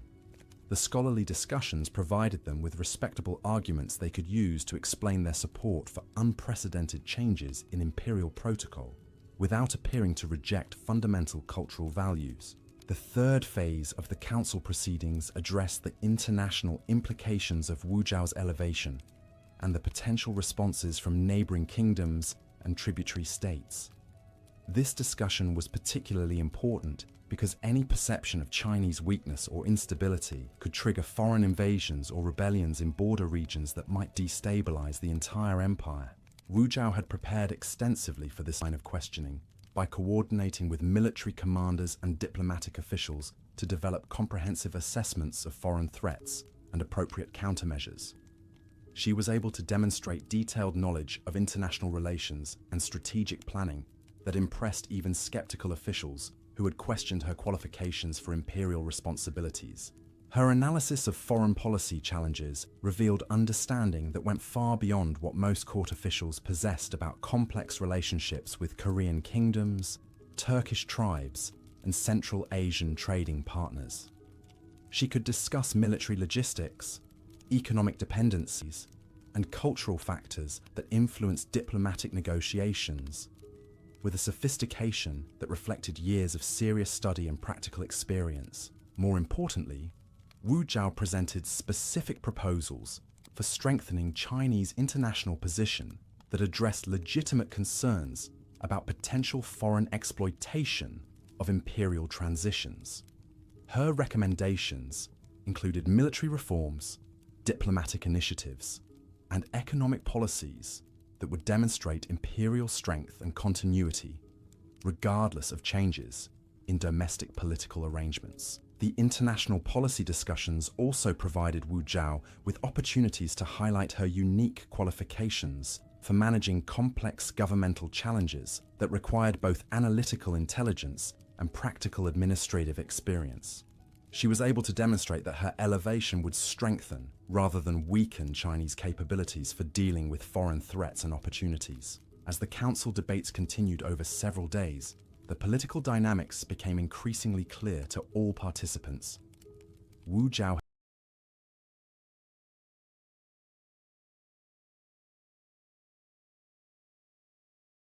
had successfully built a coalition of military commanders, provincial administrators, younger court officials, and allied religious figures who supported her candidacy based on demonstrated competence and practical benefits. Her opponents consisted primarily of conservative aristocratic families, traditional religious authorities, and older bureaucrats who prioritized conventional procedures over innovative approaches to governance. The numerical balance between these factions was roughly equal, which meant that the final decision would depend on the positions taken by moderate officials who were genuinely undecided about the best course of action. These individuals were primarily concerned with maintaining imperial stability and effectiveness, rather than advancing particular ideological or factional agendas. Wu Zhao's strategy for winning over the moderate faction involved emphasizing continuity and gradual reform rather than revolutionary change. She presented her elevation as a natural evolution of existing imperial practices rather than a dramatic break with traditional procedures. She stressed her commitment to working within established governmental structures while making incremental improvements to administrative efficiency and policy effectiveness. This approach was designed to reassure moderate officials that supporting her candidacy would not require them to abandon fundamental beliefs about proper governmental procedures or social organization. Wu Zhao wanted to appear as a competent administrator who happened to be female rather than as a feminist revolutionary who was using her gender to challenge traditional authority structures. The final day of council proceedings featured direct testimony from Wu Zhao herself, providing her with the opportunity to present her case personally to the assembled officials. This appearance was unprecedented in Chinese imperial history, as no one had ever addressed a formal governmental council on matters of such fundamental importance to dynastic succession and imperial authority. Wu Zhao's presentation was masterfully crafted to address every major concern that had been raised during the previous debates, while demonstrating the intelligence, dignity, and administrative competence that justified her unprecedented elevation. She began by acknowledging the extraordinary nature of her candidacy and expressing deep respect for the traditions and principles that had guided Chinese governance for centuries. From this foundation of humility and respect, she gradually built a compelling argument for why contemporary challenges required innovative approaches that built upon rather than rejected traditional wisdom.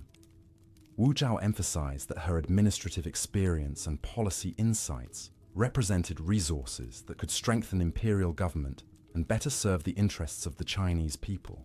She addressed religious concerns by demonstrating sophisticated understanding of Buddhist, Taoist, and Confucian teachings, while presenting interpretations that supported rather than contradicted her candidacy. Her theological arguments were carefully constructed to show respect for established doctrines, while highlighting alternative readings that emphasized competence and virtue over gender as the primary qualifications for political authority. Wu Zhao's discussion of international relations revealed detailed knowledge of foreign policy challenges and specific proposals for maintaining Chinese strength and influence in regional affairs.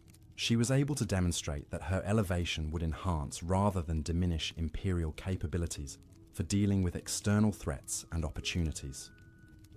Most importantly, Wu Zhao presented a comprehensive vision for imperial administration that emphasized continuity with established procedures while incorporating innovations that would improve governmental effectiveness and better serve imperial interests. Her proposals were practical and specific, rather than abstract or ideological, demonstrating that she had given serious thought to the actual responsibilities and challenges associated with imperial authority. The personal testimony concluded with Wu Zhao's direct appeal to the assembled officials to support her candidacy based on demonstrated competence and potential contributions to imperial success, rather than on abstract principles about traditional gender roles or conventional political procedures. She argued that effective governance required selecting the most qualified individuals for crucial positions regardless of precedent or convention. Her presentation was followed by additional questioning from council members who wanted clarification about specific aspects of her background, qualifications, and policy proposals. These exchanges provided Wu Zhao with additional opportunities to demonstrate her knowledge and administrative capabilities, while addressing lingering concerns about her suitability for imperial responsibilities. The questioning period revealed the depth of preparation that Wu Zhao had undertaken for this crucial moment in her political career. She was able to provide detailed responses to technical questions about military strategy, economic policy, administrative procedures, and diplomatic relations that impressed even skeptical officials who had questioned her qualifications for imperial authority. More importantly, her responses demonstrated the analytical intelligence and practical wisdom that had enabled her to make valuable contributions to imperial administration over the previous years. Officials could see firsthand the capabilities that had made her such an effective advisor to Emperor Gaozong, and understand why he considered her partnership essential for successful governance. After 5 days of intensive deliberations, the Imperial Council concluded its formal sessions and prepared to deliver recommendations to Emperor Gaozong about Wu Zhao's candidacy for elevation to Empress. The final vote was closer than her supporters had hoped, but sufficient to provide the political legitimacy necessary for proceeding with unprecedented changes to imperial marriage arrangements.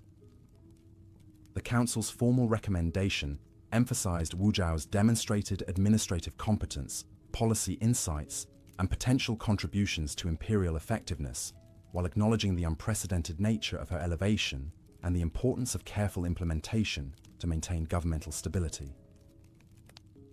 The document provided Emperor Gaozong with the political cover necessary to proceed with his preferred course of action, while establishing expectations for how the transition would be managed.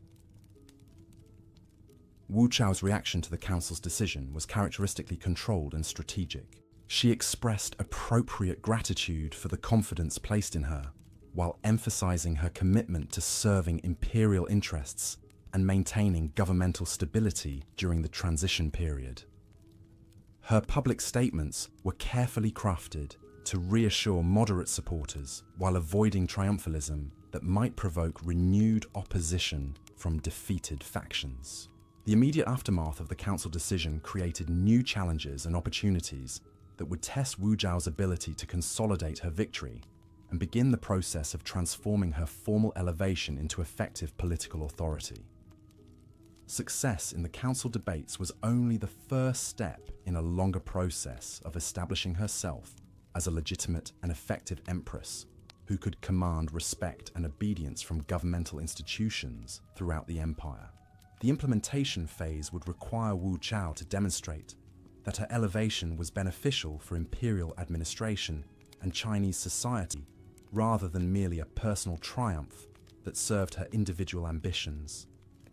She would need to deliver on the promises made during the council proceedings, while navigating the complex political dynamics created by her unprecedented transformation from concubine to empress. But Wu Zhao had spent over a decade preparing for exactly these challenges, and she possessed the intelligence, experience, and political skills necessary to succeed where no woman in Chinese history had ever been given the opportunity to try.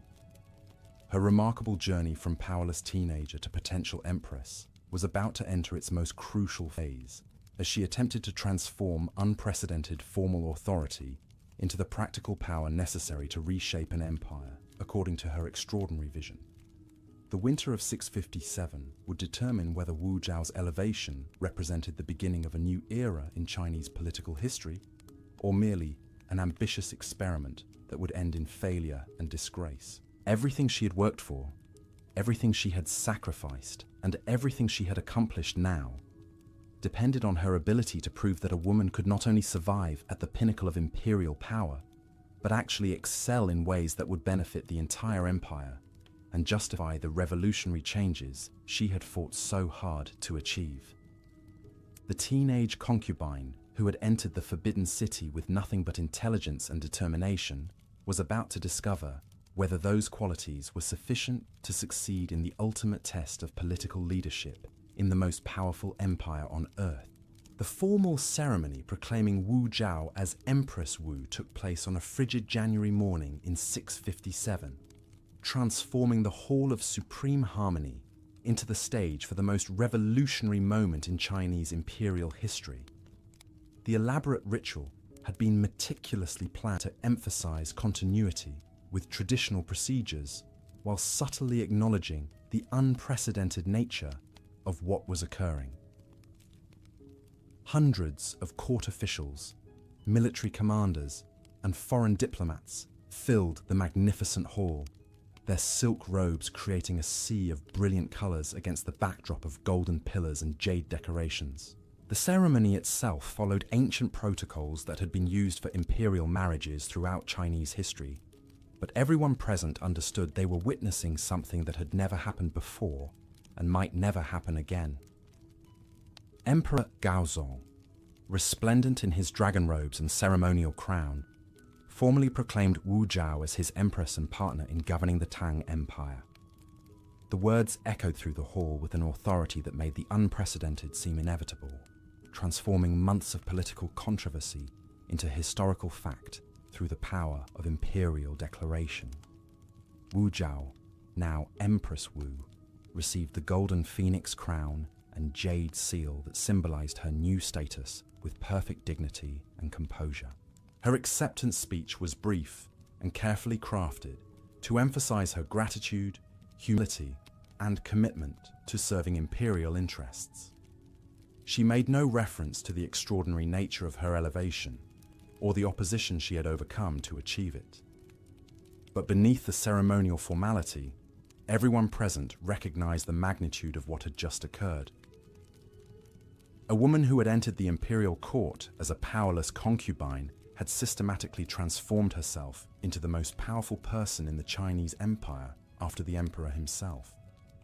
Her elevation represented not just a personal triumph, but a fundamental challenge to assumptions about gender, power, and political authority that had governed Chinese society for over 1,000 years. The immediate aftermath of the coronation ceremony revealed both the opportunities and dangers that Empress Wu would face in her new position. Congratulations poured in from officials and military commanders who had supported her candidacy, but these expressions of loyalty were often accompanied by requests for favors, appointments, and policy changes that reflected their expectations about how imperial gratitude should be expressed. More ominously, several prominent court officials who had opposed her elevation submitted formal requests for retirement or transfer to remote provincial positions, signaling their unwillingness to serve under female authority, despite the emperor's explicit endorsement of her status. These resignations created immediate administrative challenges, while also providing Empress Wu with opportunities to replace potentially disloyal subordinates with officials more committed to her success. The international response to Wu Zhao's elevation was mixed but generally cautious, reflecting foreign uncertainty about how this unprecedented development might affect Chinese military capabilities and diplomatic relationships. Korean kingdoms suspended planned tribute missions while they assessed whether female rule represented Chinese weakness that could be exploited. Turkish tribal leaders increased raids along the northern frontier, testing imperial resolve under new leadership arrangements. These foreign challenges required immediate attention and decisive responses that would demonstrate the continuity of Chinese strength, regardless of changes in imperial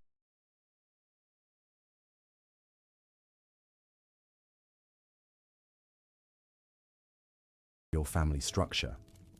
Empress Wu understood that any perception of weakness or hesitation could trigger broader international crises that would undermine her domestic political position, while potentially threatening the security of the empire itself.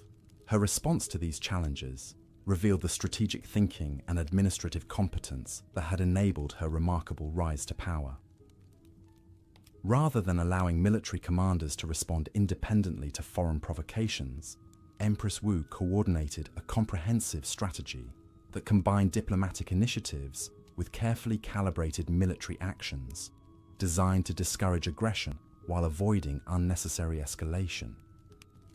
She personally reviewed intelligence reports about foreign military preparations, consulted with experienced generals about appropriate countermeasures, and crafted diplomatic messages that emphasized Chinese resolve while leaving room for face-saving retreats by potential enemies. This hands-on approach to foreign policy management demonstrated her genuine understanding of strategic planning while establishing her authority over military and diplomatic bureaucracies. The Korean situation was particularly delicate because it involved complex historical relationships and competing territorial claims that could easily escalate into full-scale warfare if mismanaged. Several Korean kingdoms had been vassals of the Chinese Empire for generations, providing tribute and military assistance in exchange for protection and trading privileges. However, the succession of a female empress had created uncertainty about whether these arrangements would continue under new leadership. Empress Wu's approach to the Korean challenge was characteristically sophisticated and multi-layered.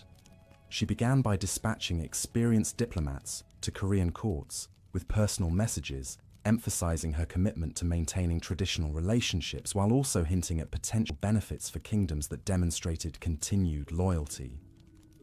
These diplomatic initiatives were accompanied by subtle military preparations that would enable rapid deployment of Chinese forces if diplomatic solutions proved insufficient. More importantly, she used the Korean situation as an opportunity to demonstrate her strategic capabilities to domestic audiences who were still evaluating her qualifications for imperial authority. By successfully managing complex international negotiations while maintaining imperial dignity and Chinese interests, Empress Wu could prove that female leadership was not only feasible, but potentially superior to conventional approaches that relied primarily on military intimidation. The Turkish frontier presented different, but equally significant challenges that required careful balancing of competing priorities and limited resources. Turkish tribal confederations had been launching increasingly ambitious raids into Chinese territory, testing imperial defenses and seeking opportunities to establish permanent settlements in border regions. These incursions threatened both Chinese security and imperial prestige, demanding responses that would deter future aggression without provoking larger conflicts that could strain imperial resources. Empress Wu's strategy for dealing with Turkish threats involved a combination of military, diplomatic, and economic initiatives that reflected her comprehensive understanding of the factors driving tribal behavior.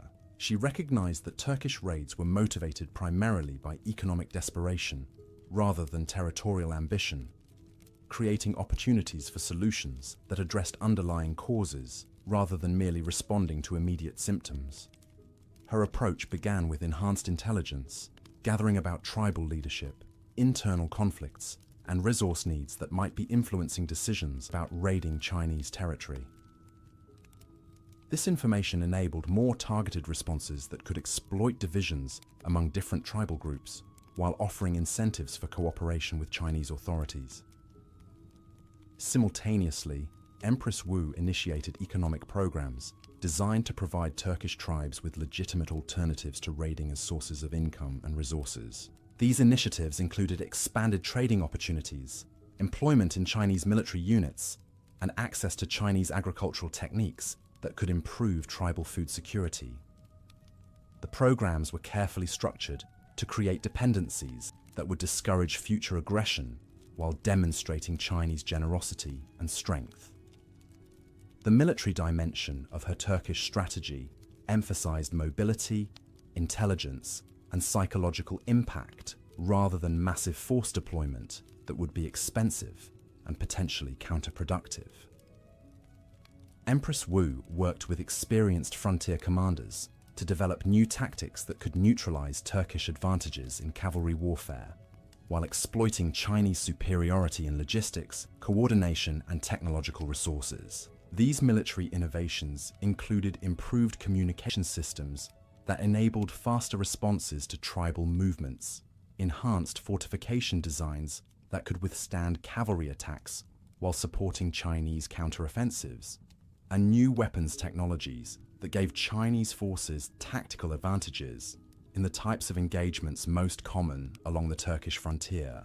The success of Empress Wu's foreign policy initiatives during her first months in power provided powerful evidence of her competence and effectiveness that helped consolidate her domestic political position. Officials who had questioned her qualifications for imperial authority found it increasingly difficult to maintain their opposition when her policies were producing measurable improvements in imperial security and international relations. More importantly, her foreign policy successes created opportunities for Empress Wu to begin implementing domestic reforms that would strengthen her political coalition while addressing long-standing problems in Chinese governmental administration. The credibility she gained through effective management of international challenges provided her with political capital that could be invested in more controversial domestic initiatives. The first major area of domestic reform that Empress Wu addressed was the imperial bureaucracy itself, which had become increasingly dominated by a small number of aristocratic families whose members passed government positions between generations regardless of competence or merit. This system created inefficiencies and corruption that undermined governmental effectiveness, while limiting opportunities for talented individuals from diverse backgrounds. Empress Wu's approach to bureaucratic reform was gradual and strategic, designed to improve administrative performance while avoiding direct confrontation with established families whose opposition could destabilize her political position. She began by expanding examination systems that allowed individuals to qualify for government service based on demonstrated knowledge and capabilities rather than family connections or aristocratic status. These examination reforms were presented as efforts to strengthen imperial administration by ensuring that the most qualified candidates were selected for important positions. The changes appeared to be motivated by concern for governmental efficiency rather than by desire to challenge traditional social hierarchies, making them more palatable to conservative officials who might otherwise oppose innovations that threatened established privileges. The expanded examination system created new opportunities for individuals from merchant, artisan, and farming families to enter government service, gradually diversifying the social composition of the imperial bureaucracy. This diversification strengthened Empress Wu's political coalition by creating a class of officials who owed their positions to her reforms rather than to traditional aristocratic networks. More subtly, the examination reforms allowed Empress Wu to identify and promote talented individuals who were likely to be loyal to her personally because their career advancement depended on her continued support. These officials formed the nucleus of a new administrative elite that was more meritocratic and less bound by traditional factional loyalties than the existing bureaucratic establishment. The second major area of domestic reform addressed economic policies that affected agricultural production, commercial development, and tax collection throughout the empire. The existing system had evolved over centuries to serve the interests of large landowners and established merchant families, often at the expense of small farmers and independent traders who form the majority of the Chinese population.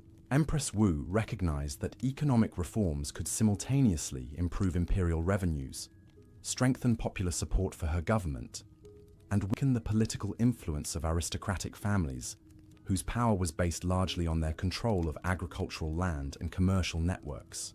However, implementing such reforms required careful planning and gradual implementation to avoid triggering economic disruption that could destabilize the entire empire. Her economic strategy began with improvements to infrastructure that would benefit all social classes, while creating new opportunities for government oversight of commercial activities. These projects included expansion of the canal system that connected different regions of the empire, construction of new roads that facilitated trade and communication, and development of standardized currency systems that reduced transaction costs and simplified tax collection. The infrastructure programs were popular with merchants and farmers who benefited from reduced transportation costs and expanded market access, while also providing Empress Wu with legitimate reasons to place government officials in positions where they could monitor economic activities and ensure compliance with imperial policies. This oversight capability would prove essential for implementing more controversial reforms that redistributed economic opportunities and political influence. Simultaneously, Empress Wu began experimenting with new approaches to agricultural taxation that reduced burdens on small farmers while ensuring that large landowners paid appropriate shares of imperial revenues. These tax reforms were presented as efforts to improve collection efficiency and reduce administrative costs, rather than as attempts to redistribute wealth or challenge existing social hierarchies. The agricultural tax experiments were conducted initially in selected provinces where Empress Wu had strong political support and reliable administrative personnel who could implement complex new procedures without triggering significant opposition. The results of these pilot programs provided valuable information about the practical implications of different policy approaches, while demonstrating the potential benefits of more comprehensive reforms. The success of the pilot programs encouraged Empress Wu to expand agricultural tax reforms to additional provinces, while also beginning to address commercial taxation policies that affected merchants and artisans. These commercial reforms were designed to encourage economic development and innovation, while ensuring that imperial revenues reflected the growing importance of trade and manufacturing in the Chinese economy. The third major area of domestic reform involved legal and judicial procedures that governed how disputes were resolved and how criminal cases were prosecuted throughout the empire. The existing legal system was complex and often inconsistent, with different procedures applying to different social classes and different types of cases. This complexity created opportunities for corruption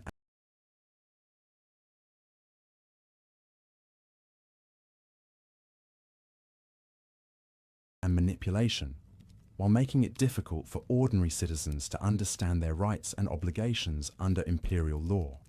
Empress Wu's approach to legal reform emphasized standardization, transparency, and accessibility, rather than fundamental changes to the principles underlying Chinese jurisprudence. She wanted to make the legal system more efficient and equitable, without challenging basic assumptions about imperial authority or social hierarchy that provided the foundation for governmental legitimacy. The legal reforms began with comprehensive reviews of existing laws and procedures to identify inconsistencies, redundancies, and gaps that created confusion or enabled abuse. These reviews were conducted by teams of scholars and experienced judges who were tasked with developing recommendations for improvements that would enhance both fairness and efficiency in legal proceedings.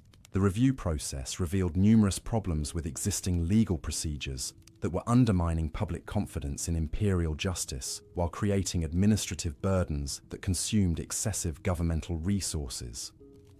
Many laws were outdated or contradictory. Enforcement procedures varied significantly between different regions, and appeal processes were so complex that only wealthy individuals could effectively challenge unfavorable decisions. Empress Wu's response to these problems involved systematic revision of legal codes to eliminate contradictions and simplify procedures while maintaining appropriate protections for both individual rights and imperial authority. The revised codes were designed to be more accessible to ordinary citizens, while also providing clearer guidance to judges and administrative officials about proper procedures and appropriate penalties. The legal reforms also included improvements to judicial training and evaluation systems that would ensure more consistent application of laws throughout the empire.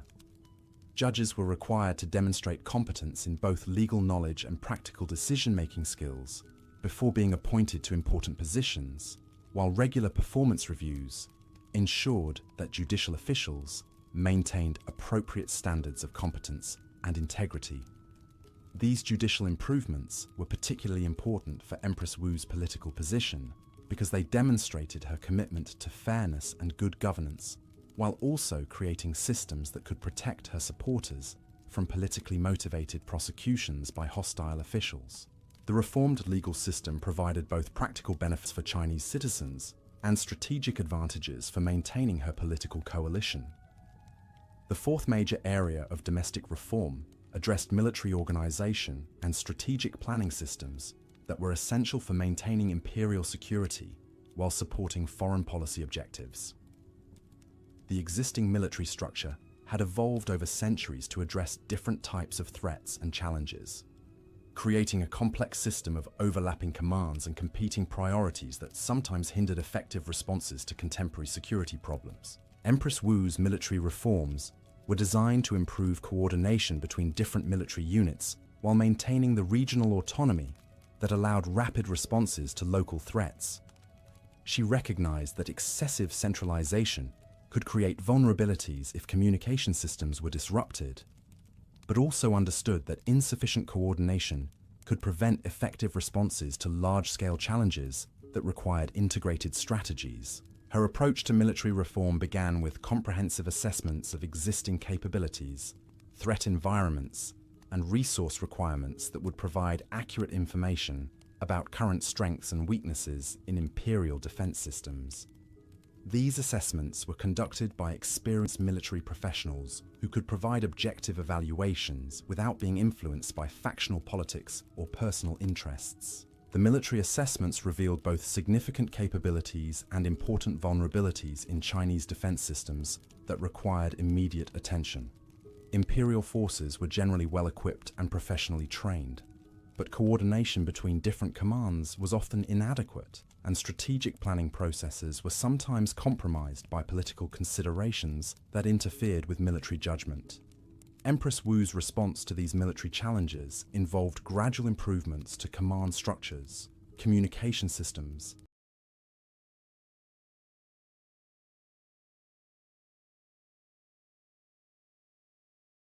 and strategic planning procedures that would enhance effectiveness without creating disruption during the reform process.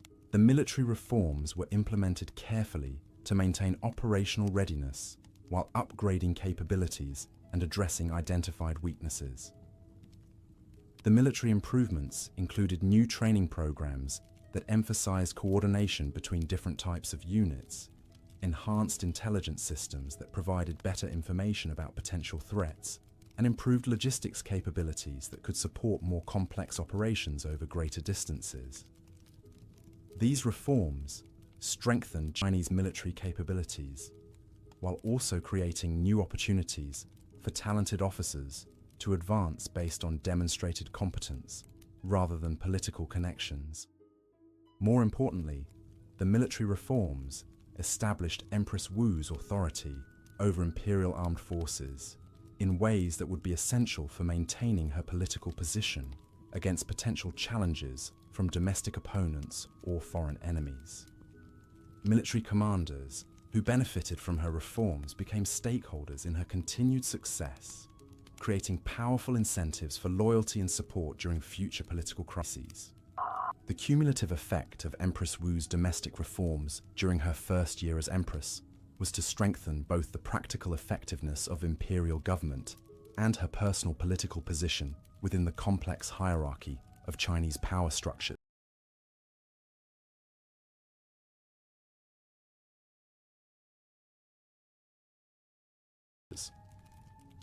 Each reform area reinforced the others, creating synergistic improvements that demonstrated the benefits of comprehensive rather than piecemeal approaches to governmental innovation. The bureaucratic reforms improved administrative efficiency while creating new sources of political support among officials whose careers benefited from expanded opportunities for advancement. The economic reforms strengthened imperial revenues, while building popular support among farmers and merchants who experienced tangible improvements in their economic circumstances. The legal reforms enhanced public confidence in imperial justice while providing protections for Empress Wu's political coalition. The military reforms strengthened imperial security while establishing her authority over armed forces. These interconnected improvements provided powerful evidence that female leadership could not only function effectively within Chinese governmental systems, but could actually produce superior results compared to traditional approaches that relied primarily on precedent and conventional wisdom. The practical success of her policies made it increasingly difficult for opponents to argue that her elevation had been a mistake or that traditional gender restrictions should be restored. However, Empress Wu also understood that her reforms were creating new sources of opposition among individuals and groups whose interests were threatened by changes in existing systems.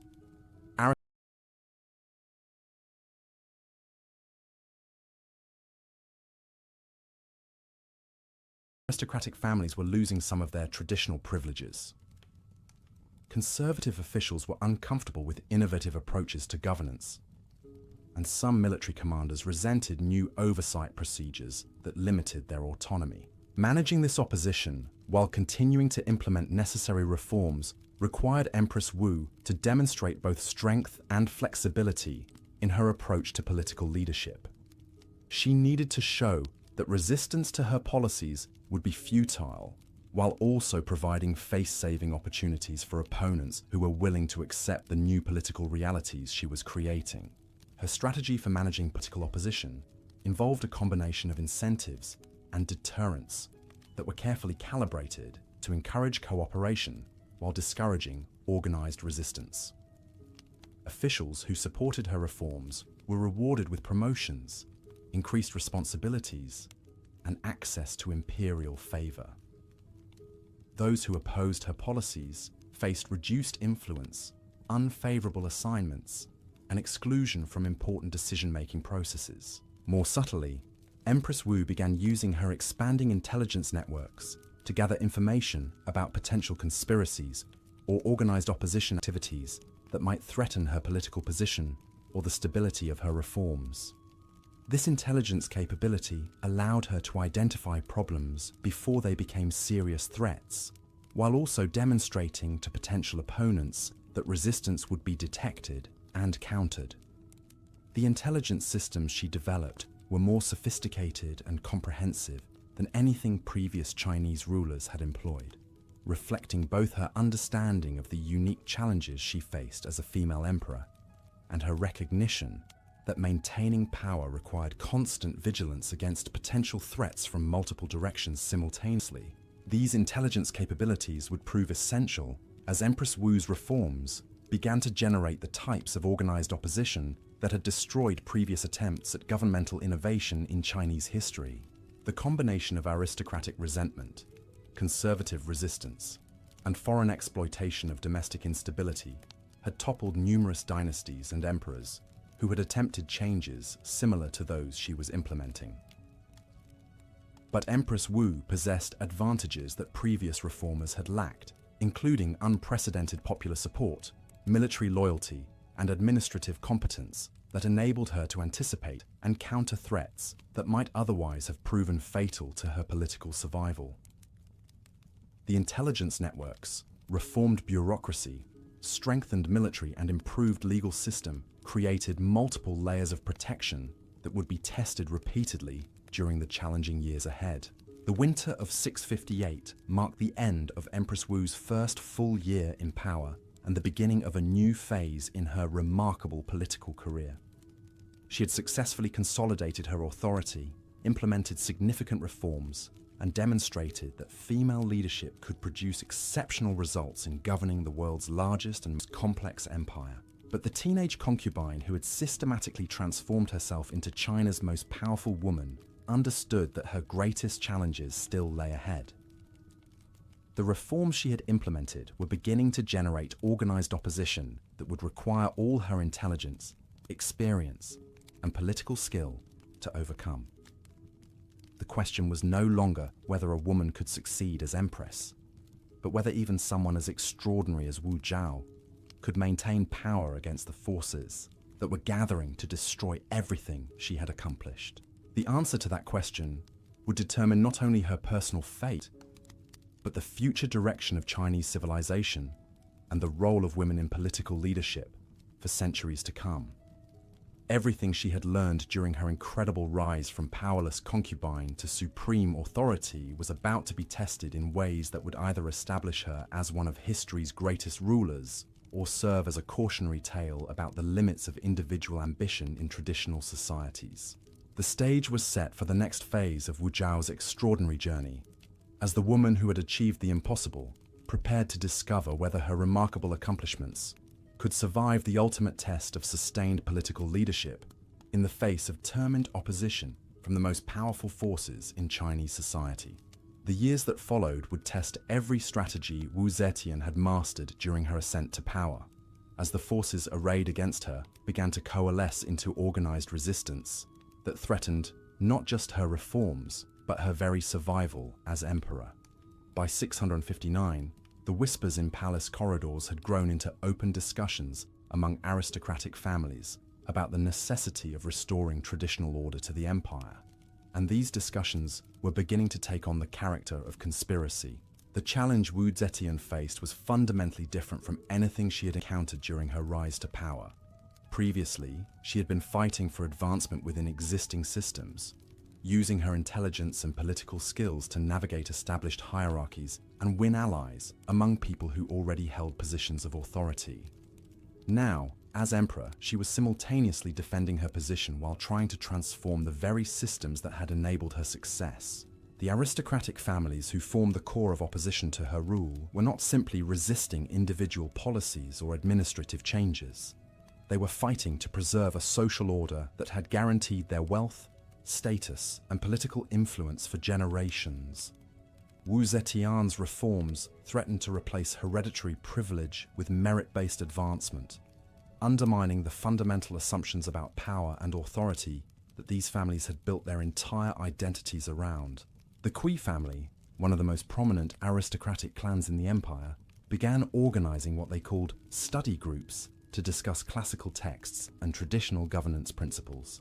These gatherings, held in elegant private mansions throughout Chang'an, attracted dozens of court officials, retired generals, and influential scholars who shared concerns about the direction of imperial policy under female leadership. On the surface, these meetings appeared to be innocent, intellectual discussions about Confucian philosophy and historical precedents for proper governmental procedures. The participants carefully avoided direct criticism of Zetian or explicit calls for resistance to her authority. Instead, they focused on abstract principles about natural order, traditional values, and the importance of maintaining continuity with ancestral wisdom. But beneath this facade of scholarly inquiry, the study groups were developing coordinated strategies for undermining Zetian's reforms and eventually forcing her removal from power. The participants shared information about government policies, coordinated their responses to imperial initiatives, and began identifying potential military commanders who might support a restoration of traditional male leadership. Zetian's intelligence networks detected these activities within weeks of their inception, providing her with detailed information about the participants, their discussions, and their evolving plans for organized resistance. The reports she received revealed not just the immediate threat posed by aristocratic opposition, but also the sophisticated nature of their approach to challenging her authority. Rather than attempting direct confrontation or open rebellion, which would have played to Zetian's strengths in managing political crises, her opponents were pursuing a strategy of gradual erosion designed to weaken her position over time while maintaining plausible deniability about their ultimate objectives. This approach was more dangerous than outright revolt because it was harder to counter without appearing paranoid or authoritarian. Zetian's response to this emerging threat demonstrated both her political maturity and her understanding of the complex dynamics involved in maintaining imperial authority. She recognized that aggressive action against the study groups could backfire by providing her opponents with evidence that she was becoming a tyrant who suppressed legitimate intellectual discourse. But she also understood that allowing organized opposition to develop unchecked could eventually lead to challenges that would be much more difficult to overcome. Her solution involved a multi-layered strategy that combined subtle countermeasures with proactive initiatives designed to strengthen her position while weakening her opponents. She began by expanding her own networks of scholars and intellectuals who could provide alternative interpretations of the classical texts that aristocratic opponents were using to justify their resistance to her reforms. The scholarly initiatives Zetian sponsored were carefully designed to appear as legitimate academic research rather than political propaganda. She funded conferences and publications that explored historical examples of successful governmental innovation, re-examined traditional teachings about leadership and authority, and developed new frameworks for understanding the relationship between effective governance and social change. These intellectual projects served multiple purposes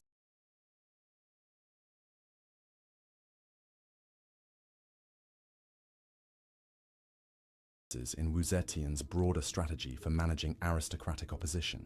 They provided her supporters with sophisticated arguments that could counter the classical quotations and historical precedents that her opponents used to justify their resistance. They created opportunities for talented scholars to advance their careers by contributing to imperial initiatives, building loyalty among intellectual communities that might otherwise have been neutral or hostile. Most importantly, the scholarly projects established Wu Zetian as a patron of learning and cultural development, countering attempts to portray her as an illegitimate usurper who was destroying traditional Chinese civilization. Her support for intellectual inquiry and academic excellence demonstrated that her reforms were motivated by genuine concern for imperial welfare, rather than personal ambition or revolutionary ideology. Simultaneously, Wu Zetian began implementing more targeted measures designed to disrupt the coordination mechanisms that aristocratic families were using to organize their opposition. These measures were subtle and indirect, designed to appear as routine administrative adjustments rather than deliberate attempts to suppress political resistance. She initiated a series of bureaucratic reforms that required more frequent reporting and documentation of official activities, making it more difficult for government employees to participate in unauthorized political discussions without detection. New assignment procedures rotated officials between different departments and regions more frequently, preventing the formation of stable factional networks that could coordinate opposition activities over extended periods. Travel regulations were modified to require additional documentation and approval processes for journeys between major cities, making it more challenging for aristocratic families to maintain regular communication and coordination across different regions of the empire. These changes were presented as security measures designed to improve intelligence gathering about foreign threats, but they had the practical effect of limiting the ability of domestic opponents to organize large-scale resistance. The financial dimension of Wu Zetian's counter-strategy involved careful manipulation of government contracts, tax assessments, and trade privileges that affected the economic interests of aristocratic families. Rather than direct attacks on their wealth, which would have been obvious and potentially counterproductive, she implemented gradual changes that reduced their economic advantages while creating new opportunities for individuals and families who supported her reforms. Government procurement procedures were modified to emphasize competitive bidding and performance standards, rather than traditional relationships and family connections. Tax collection methods were standardized to reduce opportunities for preferential treatment based on aristocratic status. Trading privileges and commercial licenses were expanded to include more diverse applicants, reducing the monopolistic advantages that established families had enjoyed for generations. These economic measures were presented as efforts to improve governmental efficiency and increase imperial revenues rather than as attacks on aristocratic privilege. The changes appeared to be motivated by practical administrative concerns rather than political retaliation, making it difficult for opponents to rally broader support by claiming persecution or unfair treatment. The cumulative effect of these various countermeasures was to gradually weaken the organizational capabilities and economic resources that aristocratic families needed to sustain effective opposition to Wu Zetian's rule. The families found themselves increasingly isolated from each other, with reduced financial resources and limited access to the government positions and commercial opportunities that had traditionally provided the foundation for their political influence. But Wu Zetian understood that defensive measures alone would not be sufficient to secure her long-term position as emperor. She needed to build new sources of support that could replace the traditional aristocratic power structures she was systematically undermining.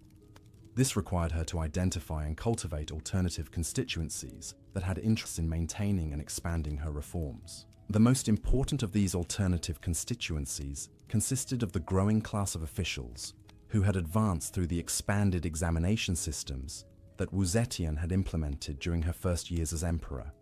These individuals owed their positions to merit-based selection rather than family connections, making them natural allies of reforms that emphasized competence over hereditary privilege. Wu Zetian began systematically promoting examination-based officials to more important positions within the imperial bureaucracy, creating a new administrative elite that was personally invested in her continued success. These officials understood that their career prospects depended on maintaining the merit-based systems that had enabled their advancement, giving them powerful incentives to support Wu Zetian against challenges from traditional aristocratic families. The military dimension of Wu Zetian's coalition-building efforts focused on professional officers who valued competence and effectiveness over social status and family background. Many of these officers had benefited from the military reforms she had implemented, including improved training programs, better equipment and supplies, and promotion procedures that rewarded battlefield performance rather than aristocratic connections. Wu Zetian cultivated relationships with these professional officers by continuing to provide them with the resources and support they needed to maintain military effectiveness, while also offering them increased responsibilities and recognition for their contributions to imperial security. The officers who worked closely with her during this period developed genuine respect for her strategic intelligence and administrative capabilities, creating bonds of professional loyalty that transcended concerns about gender and traditional protocol. The economic constituencies that Wu Zetian courted included merchants, artisans, and farmers who had benefited from her reforms to commercial regulation, taxation policies, and infrastructure development. These groups represented a much larger portion of the Chinese population than aristocratic families, but they had traditionally been excluded from political participation and had limited influence over governmental policies. Wu Zetian's approach to building support among these economic constituencies involved both practical benefits and symbolic recognition that demonstrated her commitment to serving broader imperial interests rather than just elite preferences. The infrastructure projects she sponsored created employment opportunities and reduced transportation costs for merchants and artisans. The tax reforms she implemented reduced burdens on small farmers while ensuring that wealthy landowners paid appropriate shares of imperial revenues. More subtly, Wu Zetian began incorporating representatives of merchant and artisan communities into advisory roles within the imperial government, giving them formal channels for expressing their concerns and recommendations about policies that affected their economic activities. This inclusion was unprecedented in Chinese imperial history, where government service had traditionally been limited to scholars and aristocrats who could demonstrate mastery of classical literature and philosophical principles. The symbolic importance of including merchants and artisans in governmental processes was as significant as the practical benefits it provided. Wu Zetian was demonstrating that her administration valued productive economic activity and practical skills rather than just theoretical knowledge and social status. This message resonated powerfully with communities that had been marginalized by traditional political systems, despite their essential contributions to imperial prosperity and stability.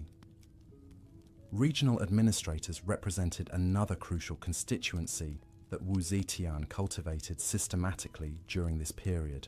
Provincial governors and local officials who had implemented her reforms successfully had seen tangible improvements in their administrative effectiveness and their relationships with the populations they governed. These officials became natural advocates for expanding and continuing the reform programs that had enhanced their capabilities and improved their results. Wu Zetian maintained regular communication with successful regional administrators, seeking their advice about policy modifications and implementation strategies, while also providing them with recognition and rewards for their achievements. This relationship building created networks of experienced officials throughout the empire who had personal stakes in defending her reforms against attempts to restore traditional procedures that had been less effective. The religious dimension of Wu Zetian's coalition-building efforts involved continued cultivation of Buddhist and Taoist leaders who supported alternative interpretations of spiritual teachings about governance and political authority. The scholars and priests who had provided theological justification for her elevation to emperor continued to develop and refine their arguments, creating increasingly sophisticated frameworks for understanding female leadership as compatible with divine order and cosmic harmony. Wu Zetian's support for these religious scholars included funding for temple construction, sponsorship of scholarly conferences, and patronage of artistic and literary projects that explored themes related to wisdom, compassion, and effective leadership, regardless of gender. These activities strengthened her relationships with religious communities while also producing cultural works that influence broader public opinion about the legitimacy and benefits of her rule. By 661, Wu Zetian had successfully constructed a diverse coalition of supporters that included merit-based officials, professional military officers, economic constituencies, regional administrators, and progressive religious leaders. This coalition was more representative of Chinese society as a whole than the traditional aristocratic networks that had dominated imperial politics for centuries, giving her reforms a broader foundation of popular support. The strength of this coalition was tested during the autumn of 661, when aristocratic opposition to Wu Zetian's rule finally crystallized into organized conspiracy that threatened to overthrow her government through coordinated military action. The plot involved several prominent families, retired generals, and court officials who had concluded that gradual resistance was insufficient to restore traditional governmental procedures. The conspiracy was remarkably sophisticated, involving simultaneous uprisings in multiple provinces, coordinated attacks on government installations in the capital, and plans to assassinate Wu Zetian and key supporters of her administration. The conspirators had spent months recruiting military commanders, accumulating weapons and supplies, and developing communication networks that would enable coordinated action across vast distances. Wu Zetian's intelligence services detected the conspiracy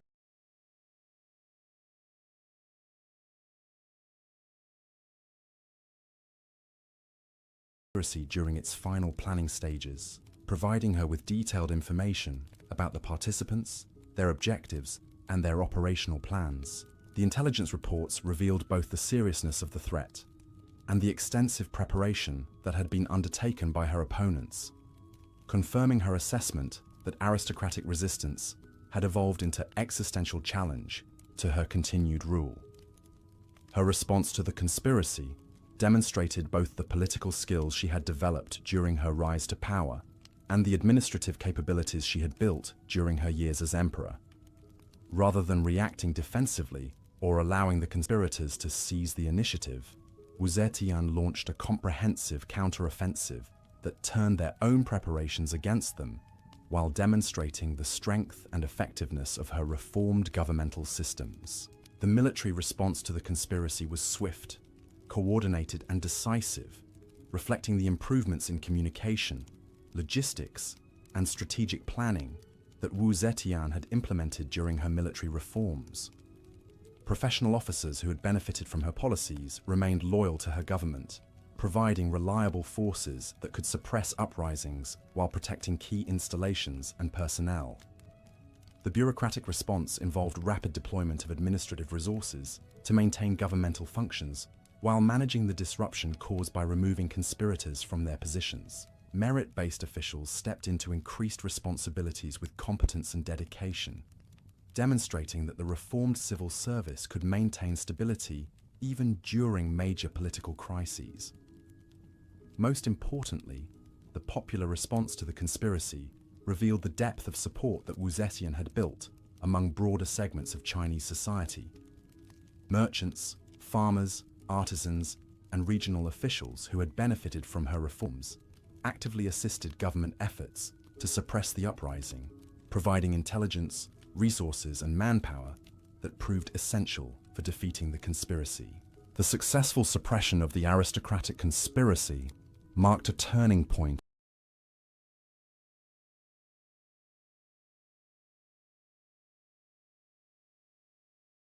in Wu Zetian's reign, establishing her authority on foundations that were far more secure than the personal relationships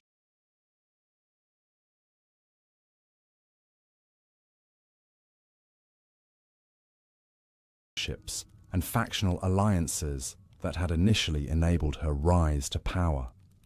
She had proven that her reforms could not only improve governmental effectiveness, but also create sufficient popular support to survive organized challenges from traditional power structures. The aftermath of the conspiracy provided Wu Zetian with opportunities to accelerate and expand her reform programs while eliminating remaining sources of organized opposition to her rule. The conspirators' properties were confiscated and redistributed to support governmental programs.